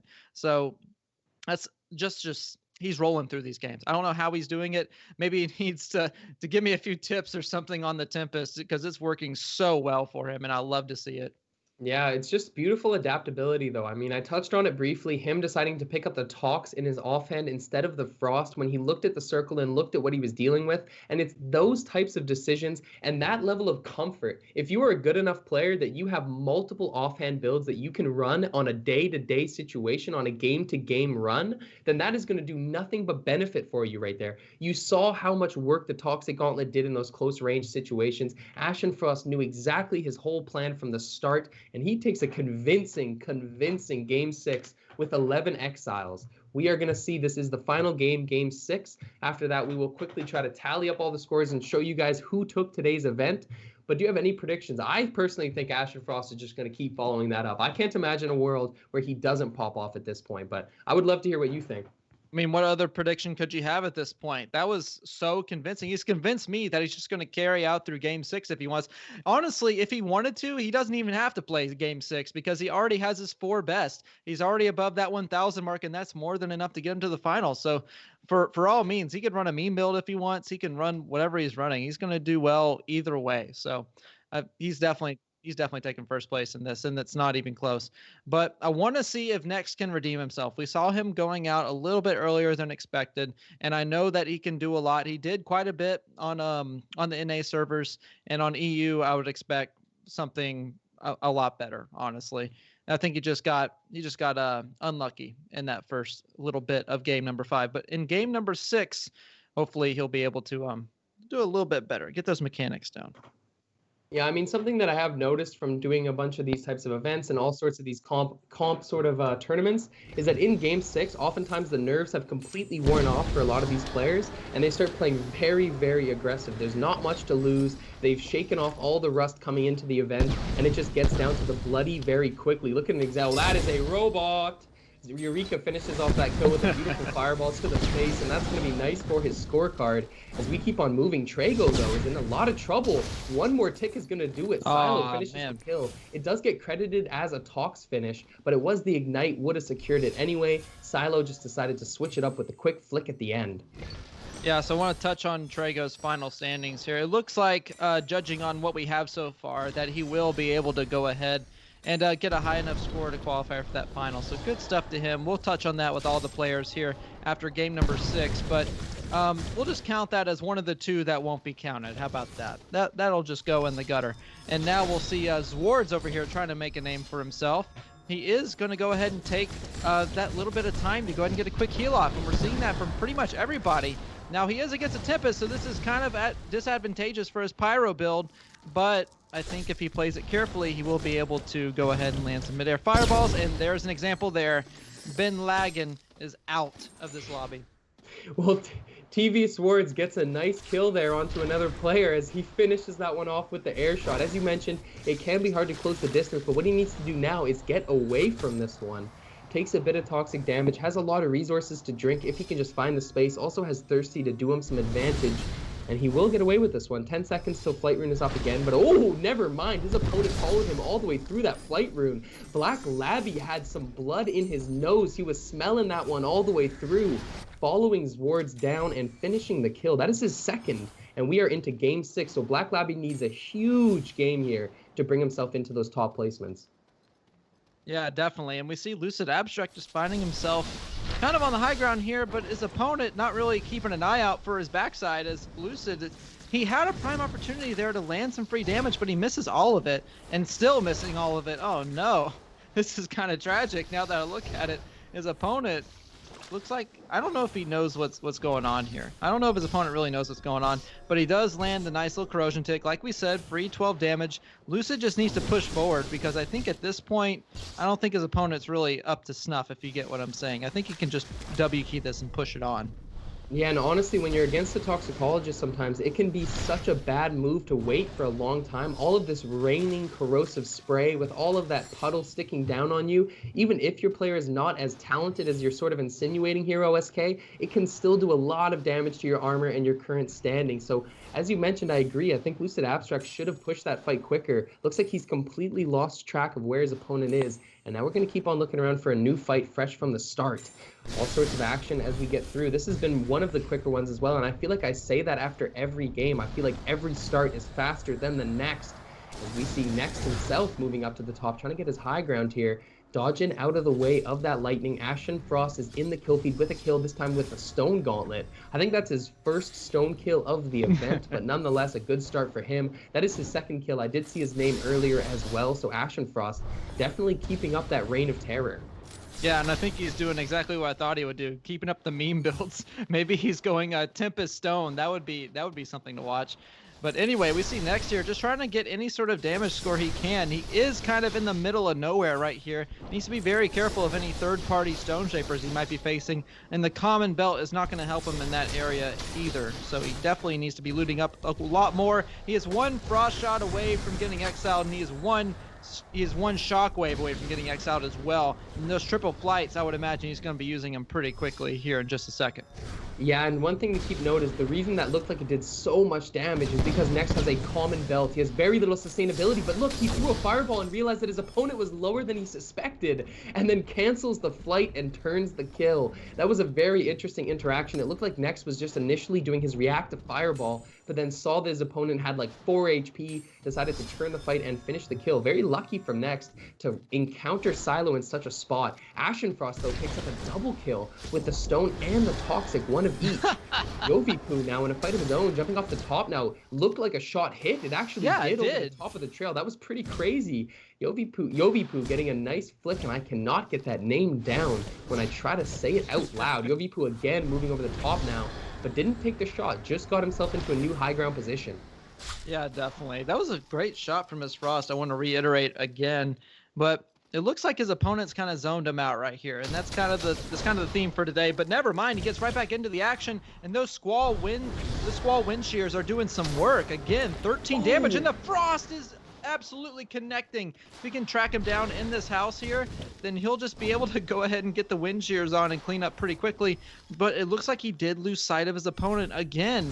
Maybe he needs to back up a little bit, kind of draw him out of the housing area, because he's just having a rough time trying to find him down. I do want to point out in the kill feed that Ilya does go ahead and get Ashenfrost out of the lobby, but still a good showing. Oh my goodness, look at the shots! Yovi just cannot miss right now. He is possessed with that Frost Gauntlet, hitting flick after flick. He's just trying to secure this one, but that does not go. Instead, eating a shot for his troubles. 17 people left in this game. It actually has slowed down a little bit as Lucid Abstract gets a kill on Johnny Problems. Looks like a bot name, not 100% sure, as Wolf gets a kill onto Next. So as you talked about Ashenfrost going down, Next has also dropped. Game 6 is wide open for the scorecard. Trago could make a huge jump here if he can get it done. This is going to be coming down to the wire, OSK, to say the least. Trago got exiled early on, so sad boy. Unlucky right there. But Makes, on the other hand, though, he was actually, before the halftime break, he was actually in 6th place. So if anyone's going to pop off and kind of surprise us, I would imagine it would be Makes, because he is EU as well. So maybe he'll land some good shots on some people here, but unfortunately that invisibility I don't think is going to do very much good for him. He needs to find like a dash or a spring step, shadow step, anything other than this invis, because look at him, he's just going invisible into attacks. Like it's not good. It looked like he had an opportunity to get away for a second there too after the first charge of invis. It looked like his opponent maybe went the other direction, but May X decided to take a shot and give up his position once again. He will get pushed down. The invis saving his life, it looks like, once again. I don't know if he's going to get away with this one. This is going to be a heartbreaker as he crouches down in the bush a little bit, trying to get a bit of cover. Uses his Firefly to create some separation once again. And looking for the top shot now. Sees that his opponent did get third-partied, so there is a bit of space to work with as he gets over into the side, trying to find high ground. Has to burn all of his levitate to get there, though, and that is the trouble with looking for high ground. May X might get a nice shot there. Follows it up with the invis rune charge, but doesn't have much mobility, as we mentioned. Now going to try to see exactly what's happening in front. Not seeing anybody out of the rip. Did hit that first shot, though, as we talked about, and gets beamed from the high ground. Good thing they have one armor pot, OSK. Not a lot to drink here. No, definitely not, and the wind is just going to come out. Wolf finally using it to its full potential, and now you see he's trying to land a nice little Frost, and he's having a nice little duel right here. Look at the shots come out. He is not missing very much right there, as he has room to go ahead and land another one, but his opponent is making himself known out here. He says, you can land one, and I can land one too. Now he's playing the tree game, trying to let his recovery come online, get that extra little bit, but Yovipoo says it's not enough. Get out of my lobby. That's my first exile, and it's a big one. And now he's looking for number 2, and I think he can do it very, very quickly. Just go in and win spam. He's 50 HP. You got this. But he takes too long, and now his opponent is kind of away at this point. Yeah, it looks like Yovi was actually farming clips for his YouTube montage or something there. Didn't go for the simple kill. He could have, like you said, just finished that with a wind spam. But never mind, shut me up, Yovi, as he hits a nice one onto Mo Cable through a third party. Yovi now has an opportunity to push into this thanks to scavenging. Gets himself a huge amount of resources for that secure and is now looking to finish the second kill. Sees that his opponent is in a pretty solid position, so Yovi's going to have to rethink how he engages here. Deciding to go patient, bounces himself up off the top, knows that his Squall will give him some advantage with the damage burst. But nonetheless, Yovi actually loses track of exactly where his opponent is. Takes a huge DF, and there goes your armor. Now the Pyro will WP you to the end of time. Yovi does finish a bit of separation, though. Gets a flick off the top, but doesn't land. That looked so close. as Yovi now going to have to try to follow it up with something else. This is a very intense fight. I think Yovi should just peel off of this one, though. He sees that his opponent is getting third-partied a little bit. He has some space. Nonetheless, he's going to go in deep here. Yeah, it's so interesting to note, by the way, that it's like Assassin's Creed syndrome. The armor is just not there. It's like so much more fragile than your actual health pool. It's kind of weird to an extent, you know? You expect armor to be this big, tough thing that'll protect you, but it's actually melted off a lot faster than your health pool. So interesting stuff there. But anyway, jumping off of that, Eureka is going to go ahead and find himself the high ground here. He's almost in the zone and finds himself a nice little person right here. Let's see if he can land an air shot, and he does not. So he'll need to go ahead and close the distance as fast as possible. Let's see if he can do it. In this third-party situation, it does get stolen by Ilya, and now Ilya is his only target, and he does not know where he went. Yeah, that is so unlucky there. Gets the kill stolen from right in front of his eyes. Ilya finishes it with the fireball. Eureka did hit an air shot, but it wasn't quite enough to get the kill. Ilya will benefit as now Eureka is going to have to back up with the Esky. Dash coming off the cooldown with the double stack in just a second here. Doesn't take any damage as he rotates around on the ground. Going to just evaluate exactly where people are positioning for this final fight as Crimson B is at the top side, full thirsty stack and stacked on all runes, in fact, as he looks for another opportunity to break in. ARG Joker back in the game here. 2 kills to the name. 7 people left in the lobby, including himself. And Spring Step is the choice. Another Spring Step rune, this time for Ilya. Don't know for sure about that choice right there. Not a huge fan of Spring Step myself, but these players seem to take a liking to it. And he's jumping over the top now. Brother Bear. This guy's not in the tournament. I think I might have to pick him as my favorite. This is the upset pick from Brother Bear. Yobi-Poo, though, in trouble. Yobi, though. Hit it, though. Put him down to flesh. Yobi-Poo now going over the top, just barely missing and taking another quick sorcery charge. Is he gonna miss? Oh, no. Yobi-Poo takes a quick second, gets in there. His opponent. He put in so much work onto his opponent. He put so much pressure onto Bradalomus that he just ran himself down into the fracture. Too intimidating right now, OSK. Oh my god. Dude, Bradalomeus is just having a clip fest and for all the wrong reasons. Oh, I feel so bad for him. But anyway, let's get off of that. I don't want to dwell on that too much. ARG Joker is just trying to find a clip with that wind boulder right here. Now we see Ilya finding himself on the outside part of this third-party opportunity, and there it is, another stolen exile. Good job, Ilya. Crimson, and that wasn't even his cloud. Did you see that? Somebody else down their toxic cloud, I believe that was Crimson, trying to escape the fight with his vanishing mists, but Ilya read him like a short story novel, blowing it up just in time to secure the kill as well. That's 5 for Ilya, with 5 left in the game, including himself. This could be a big bomb for Ilya, but our friend Brother Bear has also taken some bombs. Got hit hard with the frost, and this is just a hard angle to watch. Praying for you, Brother Bear, as you enter the high heavens, trying not to get hit by that flying frost, and Yobi-Poo is going to be the one trying to hunt him down. But the real hunter is on top of Yobi-Poo's side as he gets hit with the DF off the top too. Yobi-Poo now rotating. Dash off cooldown, but he eats a fireball. Quick hit for 51.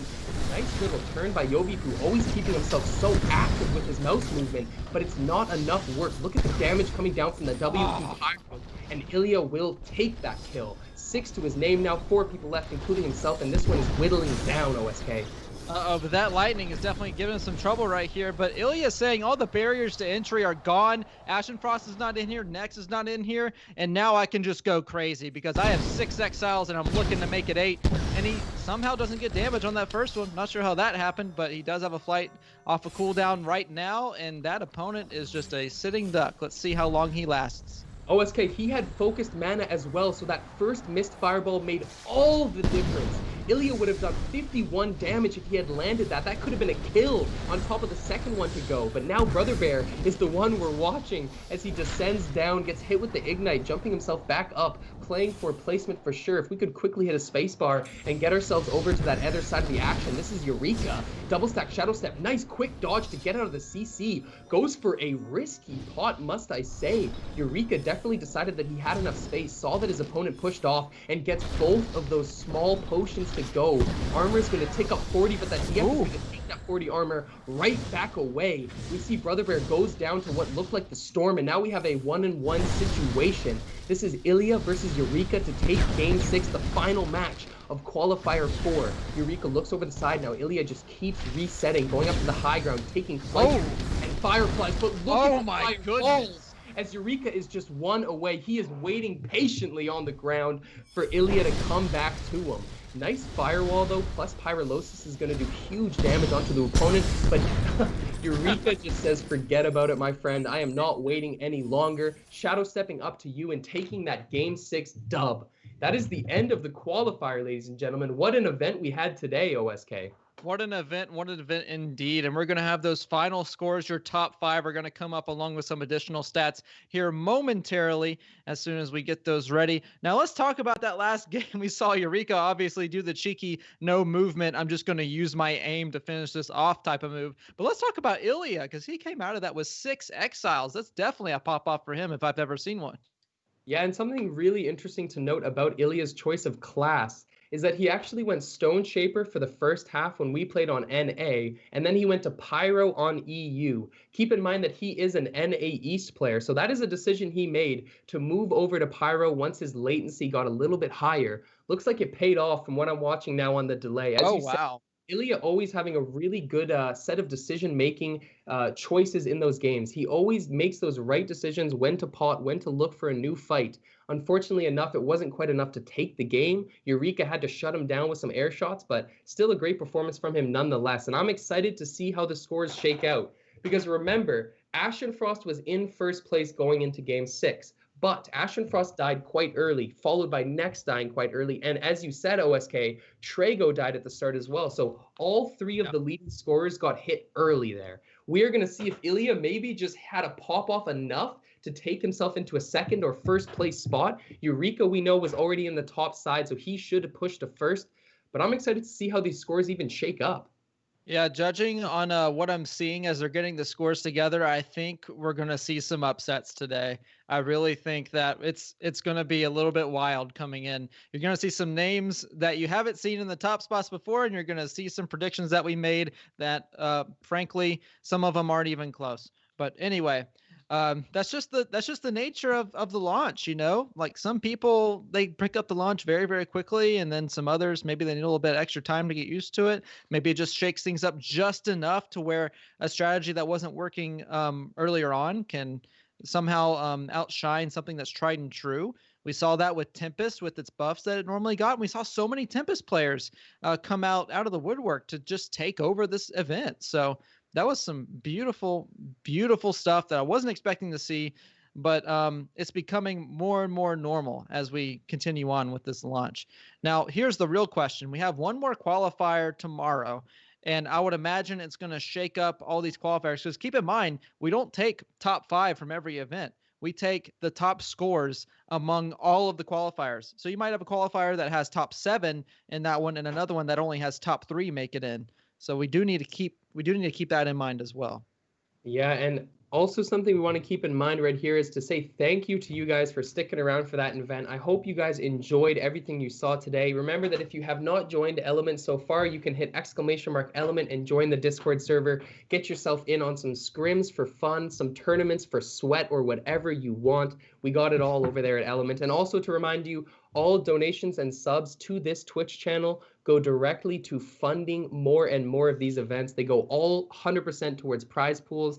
That is how we funded this event, and that is how we are funding things in the future. So just a bit of love for the community. We really appreciate you guys coming through and enjoying these events. As OSK mentioned, there is another event tomorrow. Crashy will be stepping into cast once again. Did a killer job last week. Can't wait to see him back for the qualifier event number 5. Then we have the finals, OSK. I'm going to throw out an early prediction for taking the finals right now, and it's going to be T-Fall. I'm putting my money on T-Fall. We're going to see exactly how tomorrow's qualifier pans out. There might be somebody to shake it up. I know Kamski, Marcus, a lot of amazing players coming out tomorrow as well. So maybe my vote will be nullified after I see what happens, but for now I'm sticking with T-Fall into finals. Man, me personally, I'm just going to have to wait and see, because, I mean, I am more than prepared to give you a list of names that are coming on tomorrow. Like you said, Marcus, we saw Kamski in that list as well. And I can actually pull this up after we get these scores out to you, because I know we're waiting on them. And let's look at that top 5. Let's go ahead and take a look. you're going to see some upsets today because Ashen Frost is going to take first. Ilya lets that game carry him to second. Eureka at third. And you know who I don't see up there? Our predictions next in Majin. I choked my predictions, man. I put my money on next, and it was actually Ashen Frost with the pop-off. I should have known. He did hit me with that tag in Discord, as I said. He said, keep the camera on me, and he showed off today with that first-place finish. Jovan taking 5th, and unfortunately, Trago coming out in 4th. Still a great showing. I'm not trying to discredit the work that Trago put in, but he was at such a hot start to the event today. I really thought that he was going to pull through and take a crazy upset win for first place. Nonetheless, still satisfied with that 4th place finish, so shout out to Trago TV. And I believe we have one more page to bring up with the stats and scorecards to show off for you guys. It's right here before we wrap up the event for today. And we got this set up here. So this shows you all the detailed stats about the single game, highest damage, and all the rest of it. This is still accessible through ! scores, so you can see this stuff as well for your own eyes. But here it is on screen, OSK. What do you want to tell me about it? Man, I want to tell you about how Wolf just snuck his way into 6th place right there. That was someone I wasn't expecting.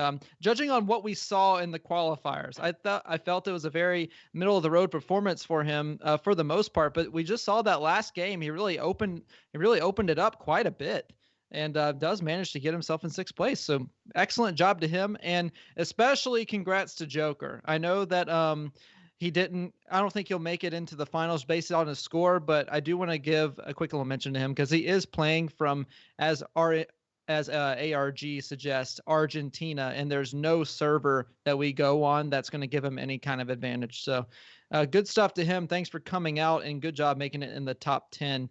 And another thing I want to point out is if we actually go back to that little scene that we were just on, you'll notice that some of these little, what do I call them? Categories that are highlighted in the darker color, they're actually the best in their category. So single highest damage, first place obviously goes to Ashen Frost. And then on Ilya, you can see he got the best average placements and also the best average score. So good stuff to everyone who managed to get themselves known out here. And I want to point out that Jovan CVL is actually Yovi-Poo, as we saw pop off in that last game.